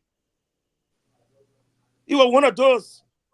But the fact that they men sat and people came to power and they could not bring him close to power, he felt like these people are sitting down in a room every day and they can't bring me close to their room. We must go for them. I mean, to have even come to the public to say Jefferson Kochi was child soldier. When the man is saying to us, he was just 4 years old when the war began. How can 4-year-old man be child soldier? But how long did the war last, though? I mean, even for the time you're talking about, we're talking about what, 14 years or so, you added to ASA. Does it make you a child soldier? I just seen the war lasted for long, so there were child soldiers. But I agree. Does it mean But even when the war started, when the war started, I remember I was at that same age. I walked from Moria with my mom holding her hand to Buchanan. So tomorrow, probably, if you become influential in society, then people link you to something. And I hope with what happened with the ruling recently, I know they want, maybe Sylvester P. or other people that got some legal mind could think about that, whether they want to reintroduce this case, because I'm even hearing some people talking about the whole volatility thing got to start again all over and all of that. Now, in fact, even when people link Musa Belete to the person that got killed in the woman hall, what was the influence level of this lady so much that somebody needed to kill her? I was in the CPP arrangement. I was very connected to the Musa Belete belt of the Liberty Party. The woman who used to come to court to plead for Unity Party in court. That was all. In fact, she alone was not even a lawyer. I think there were almost 4 other lawyers on our bench along with her. What did she have in common with the CDC that the CDC needed her there, or that Jefferson Kochi or somebody needed her there? I don't get it. Why would somebody want her dead? Musa Belete was practically winning all the cases against Nyobli there. They used to go there with all the lawmakers, because Nyobli and her girl were all lawmakers. They used to go to most of the court proceedings, but Musa Belete had the law behind on his side and he was winning there. So what did we need, or the ANC need to go after Councillor Goro and Mususka? They brought in Musa Ni, they brought in other people Ni. Where is even the recording today, that the subpoena, her call log and thing? Where's that call log? Because that call log points to something. Somebody is keeping that call log. So the person, they know what they did. and we know people had influenced all these things. Somebody who was close to Bouaka, the person was Unity Party senator in the legislature, the person was Unity Party lawyer. How you think Unity Party will come to power and they keep that person in prison? They owe it to her. But if you owe it to her, then you got to be sincere to the public. Don't make it a PLA. And you know that the insincerity part, apparently. You owe it to her. Say you owe it to her. You have to do it for her. Don't turn people here and want to link other people to crimes that they didn't commit. And just lastly, Ben, before I go, the situation even about the house. About the house. Why could Jeremiah Coon, even at the time, not come out to the public when Jefferson Kochi was being tormented here, there, and Yano about the 19th Street property that he had paid $250,000 for it? Jeremiah Coon was mute. That's insincerity. No, but the landlord cannot come and put the tenant out there. There were even documents. There were documents. There were documents all in the. There were documents in the press, but still they were not speaking. They may kept the thing here to a church. That even recently, before I know, I got to know when Kun put it in an asset declaration document. They were always in the air. Nobody was talking about it. But then when he put it in an asset declaration document and mentioned the exact spot, before I knew. All along, he shielded this from the public. Why was he hiding it? So it means that we gotta go, guys. We gotta go. Thank you, man. Let me stop here. Let me stop here. Lofa, end your thoughts. Lofa, end your thoughts before this. Ready for me. So let me stop here. Yeah, thank you very much. Go ahead, thanks.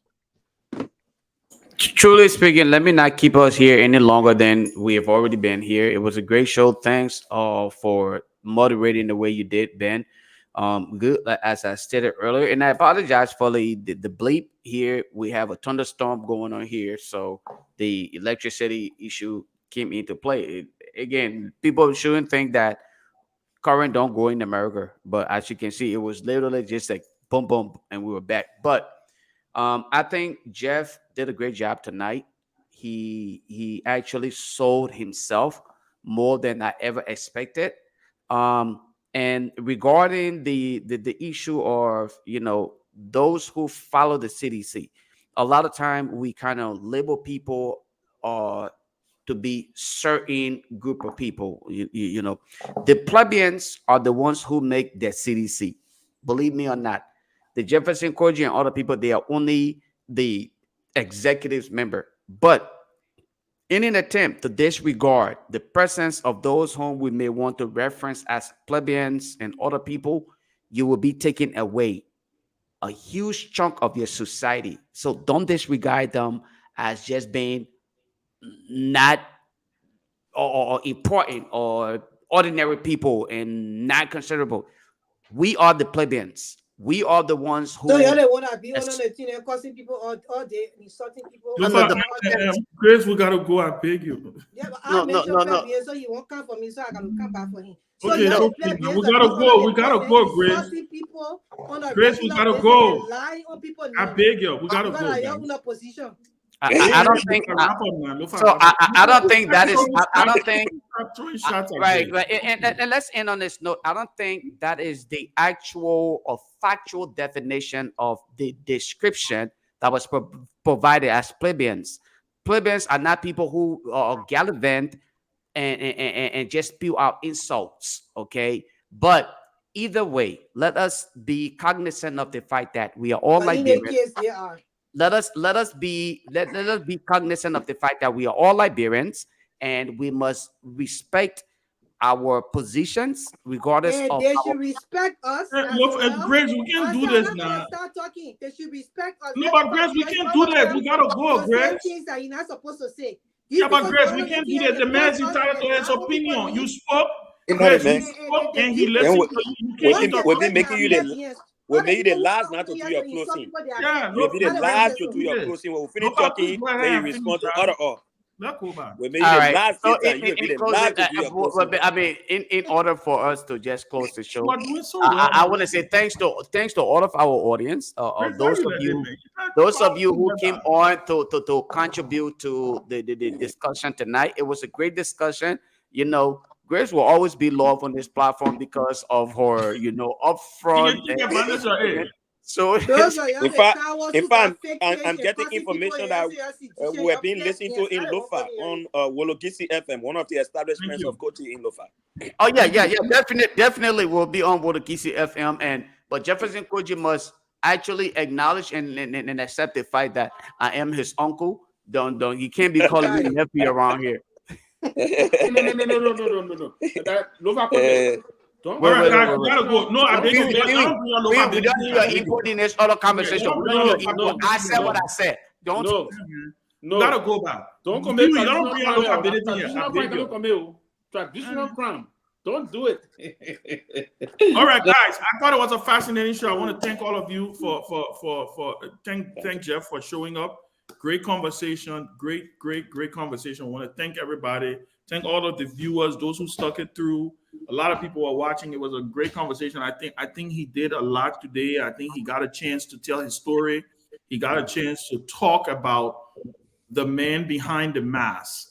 This young man who, you know, and like I always tell people, you know, when you are in the public space, people will say things about you, they will lie about you. And I will say this: the last election was very brutal. The length and the extent to which people went to support their respective sides, it was extremely brutal. Lies were told. Listen, I'm a victim. I know here some of the things I heard about myself. I sometimes I even wonder if I'm myself. But I will say this. In the end, truth crushed to the ground will always rise again.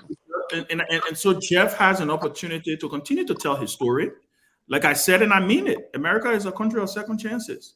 They understand if certain things, look, the U.S. would be the first to tell you they got it wrong when it came to weapons of mass destruction. And they came by a couple of years later in the midterm, they said, we got it wrong. Listen, the Americans are not blind to reality. Like I said, Jeff is by no stretch of any imagination an angel. He made some mistakes during the tenure when he was in power. There were times where I disagree with him, but I know that he's not what they have portrayed him to be. I know he's not a murderer. I know he's not somebody who, you know, and so I believe at the end of the day, everybody deserves a chance to tell their story. And I'm glad that we give him that opportunity. And the message and the word is out there. Everybody else out there who you want to come to a platform, you know, they see every day we don't sing in one accord. Just think about our chat room, what can happen in our chat room, you know. Grace, you know, I mean, we try not to even give her admin right to that chat room because one day she would shut it down just because, you know, but we love our Grace. We do. We really, really love our Grace. And that's why she takes advantage of this thing. You know, she knew straight Lofa too. He know how to get under her skin. He calls the word plebeian because he knows she said plebeian, because he knows she will talk, and you know Grace will not back down from a fight. So y'all just leave her alone. I beg you know. But I just want to say thank you, guys. Thank you to Truth FM. Thank you to Wologisi, to all of the radio stations I'm getting. Front Page Africa was carrying this program live. Freedom FM was carrying this program live. There was a lot of outlets that were carrying this program live. So it went out today. Continue to share. Lastly, our boy Robert Gagwa is getting married tomorrow. He's getting married tomorrow. He's taking his beautiful bride. It's going to be what is being. It's been built as the. I heard you in your hotel room. I heard you in your hotel room in Atlanta. Get up. No photograph of the man and the bride to get up. I heard you in your hotel room in Atlanta. That's where you're going. Thank you. That's the thing talking about. I will be leaving early in the morning. I'm driving. I think people are going to fly. So, but it is built as it has been built as probably the biggest Liberian wedding, I guess. So we look forward. Congratulations to Robert and his beautiful wife. And we look forward to representing the crew. We will be live from there. I think Peabody said he will go live from there. So we got two occasions that are going to be going live on the page. Okay. So, but we want to say congratulations to our brother. I called him. Because you know, you must know for Robert to miss this show. You must know. Yes, this show. This particular one. Well, I called him. I said, "Man, I come here." He said, "My man had to my rehearsal dinner, my baby." He said, "I was sleep outside, but the madam just gave me some kind of agenda because she knew the time that is show." But we want to say to our brother, congratulations. We'll be there for you, and we say wish you well in your sojourn as a married man, and take it from those of us who have been in this thing long enough. Wow. This thing. Let's end the show. Ben, let's end the show. When I hear "poa," don't say nothing like that. You Grace. Ben, before you end the show, man, please. Ben, 2 seconds before you end the show. Lofa, 2 seconds, please. Yeah, go ahead. Again, I just want to do this because it was one of the champions that we started from the University of Liberia. I want to take this time to congratulate Augustine Gafuan Gav. You see live. I asked the league here to grant me this opportunity to do this. I want to congratulate you for his preferment as the Minister of Finance and Development. Yes. It is all right, guys. When people done, I will invite Ellis to come say something too. No problem. Ellis Jones. Congratulations to Gav. Congratulations to Gav. Congratulations to him on his preferment as the minister again for the second time this time around, the Minister of Finance Development Planning, and say thank you to Mr. President for this preferment. I thought to say this because he was one of those that we championed the process again when he went to the University of Liberia as the level we lost. This time around, please do not abuse the trust of the Liberian people. He never did before. He never abused we gotta go back. We gotta go back.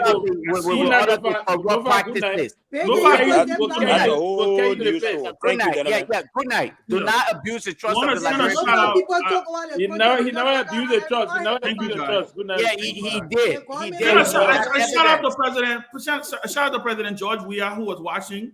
I think President Weah watching. Shout out to you. I dribble him on Staten Island Field.